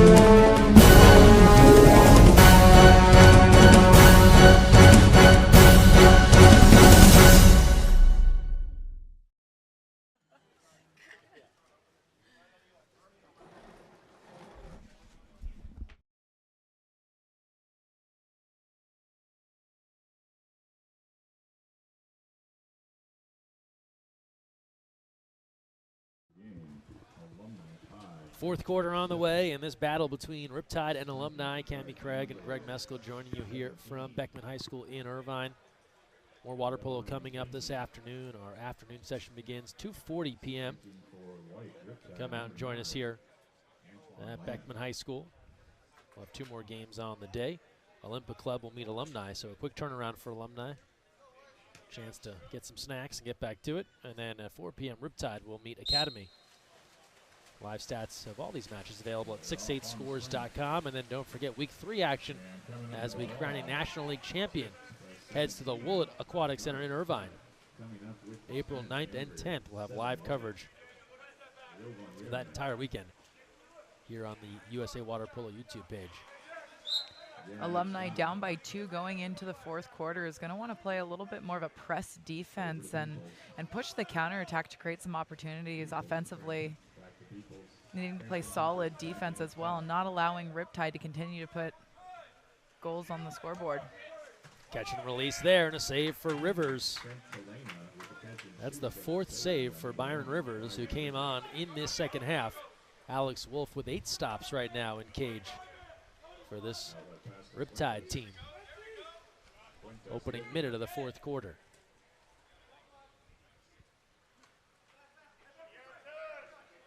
Fleming goes inside, and an exclusion on the work from Gardigan. That will send Sarmento off. A great connect there. Ball's coming out. And it looks like a double exclusion. So after a single exclusion, now a double. And so we're going to have the very rare 5-on-4 situation here. But here's the double exclusion as we brought up earlier in this game, and you could see both guys just kind of like staring off into space going like, huh, okay, we'll go to our corners. Alan Peoples going off for Riptide and Gardigan for Alumni. Does always have the feel if you grew up with siblings. Yeah, there you go. Right, just parents saying, both of you are in trouble. Both Get of out you of here. to your room. Yeah, exactly. Been there, done that. I was like, okay. Guilty as charged. But it was out. his fault, Yeah. you know. So we stay on this end of the pool, but it'll be Alumni with a 5-on-4 advantage for the moment. With 6:59 to play in the fourth.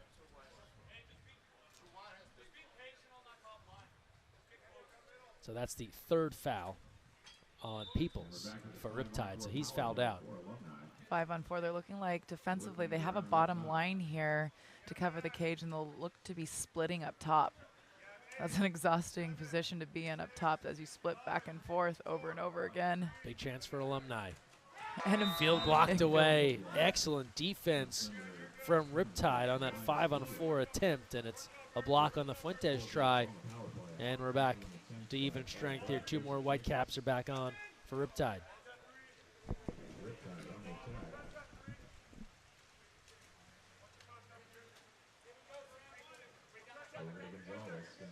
stepping in. Here's Yarmich working with Gonzalez. Gonzalez Entry pass inside, a little too much heat on that one, trying to get Lule involved. A hot pass there, I think, as a center, always constantly being ready for whatever the pass is going to look like and make the best of it. And then on the other end, Fleming thinking he might catch Wolfe sleeping a bit, and instead Alex Wolfe was ready. There was definitely some heat on that shot, almost a half tank there. Yeah. On this end now, trying to turn an ordinary. As he is fouled by Fuentes. 5:46 to go. Fourth quarter.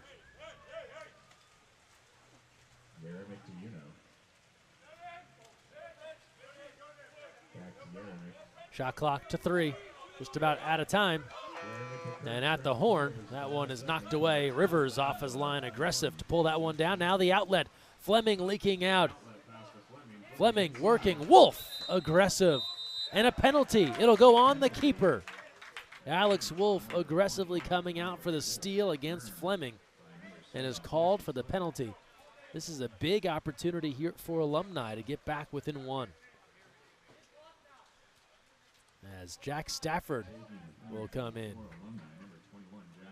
And here's that burst of energy that I'm talking about. Fleming really breaking away on the counterattack and just leaning into his speed and making something happen here for Alumni as they're down by 2.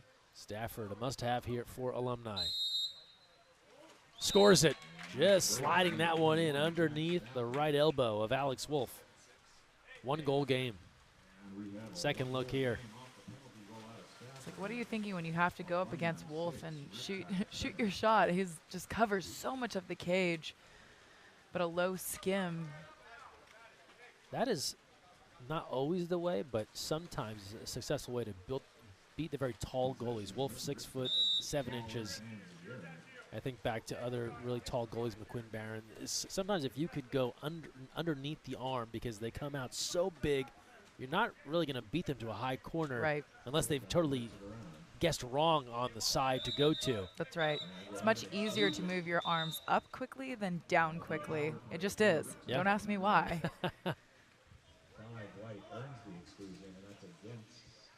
The exclusion here. Power play now for Riptide. And that's the 3rd foul of the day for Nicholas Alexander, so he is done. Shot attempt ricochets off the cage, and it will come back to Alumni with a chance to tie things up here. 4:42 to play in this 4th quarter. Here's Fleming. He's been a catalyst on offense. Fadden thought about it. Now let's fly, and Alex Wolfe adding to his save total, bats that one away. A new possession for Alumni. They'll happily take it here.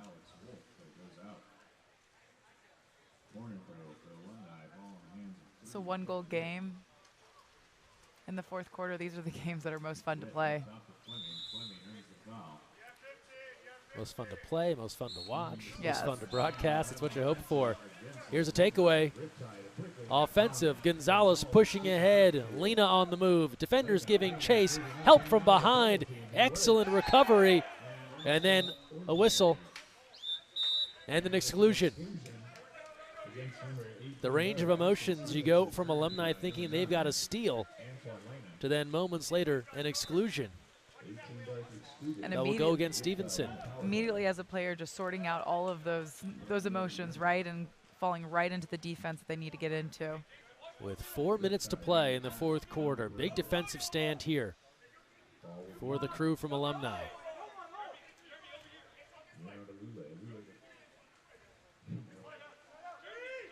Kremp faking. Out of time. A shot clock violation. And a couple teams have been burnt here by that 20-second reset, thinking they get the full 30 back.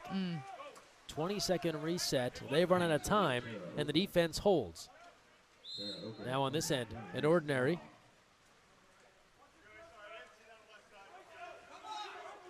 Moving in, Fleming. He'll go in the corner now to Fadden. 3:22 to play, 4th quarter. You can feel the energy and the intensity lifting a bit, but leading to some turnovers here as they're almost rushing a bit. Yeah, just a dangerous pass there, really for no reason. Over the top, and Witt couldn't hang on. Now under pressure. Back to Lena. Lena's looking. Lena Lule from the outside, wide of the cage. And Rivers. He's brought a different energy here in this second half in goal. And as we said, that was going to be important for how this game started to form for the end of this quarter. Fleming now. Here's Teraoka. 2:30 to play. Fleming faking. Knocked down. Up on his legs, thought about it. The dish. Shot clock winding down. And a takeaway. Aggressive defense. Gonzalez on the scene, forcing that takeaway with 2:20 to go here in the fourth. 7-6 lead for Riptide. We have quite a few subs here on the side of the pool for Riptide, looking for those fresh bodies, fresh energy here in the last 2 minutes. Need a little boost here down the stretch. Down to Crimp.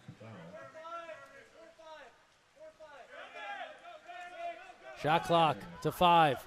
That entry pass, nobody home. The takeaway from Alumni with under 2 to play in this fourth quarter. Here's Teraoka on the move. He has it ripped. A steal there. Crimp comes back with it. Now on the attack. Up on his legs, field block. A field block and a finger saying, no, no, no. I got your number here. Fuentes with the field block, and then the Mutombo wave. And now Blanchard. Less than 90 seconds to play. Alumni pushing the tempo. Sample now moving in. Who takes the big shot here for Alumni? Entry in. Step through. Takeaway and a steal. No call as they worked inside. And the steal by Lule with 1:05 to go. Subs on the fly.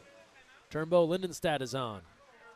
Wolfe in no hurry with his squad holding the 1-goal advantage. Here's Crimp. Crimp takes a look. Shot clock to 6. Timer winding down. Riptide from the outside. Save Rivers. Advantage Rivers here takes for a look. Alumni. Moving down. Big opportunity to tie. Cruising in. Save Wolfe. What a block. Alex Wolfe stomps out the best chance this Alumni squad has had. And that may just put a cap on this one. Big block, big momentum shift for Riptide to close out this game and be patient and protect that ball. 10 seconds left here. The Tokyo Olympians slamming the door on this Alumni rally, and that will finish things off in Irvine.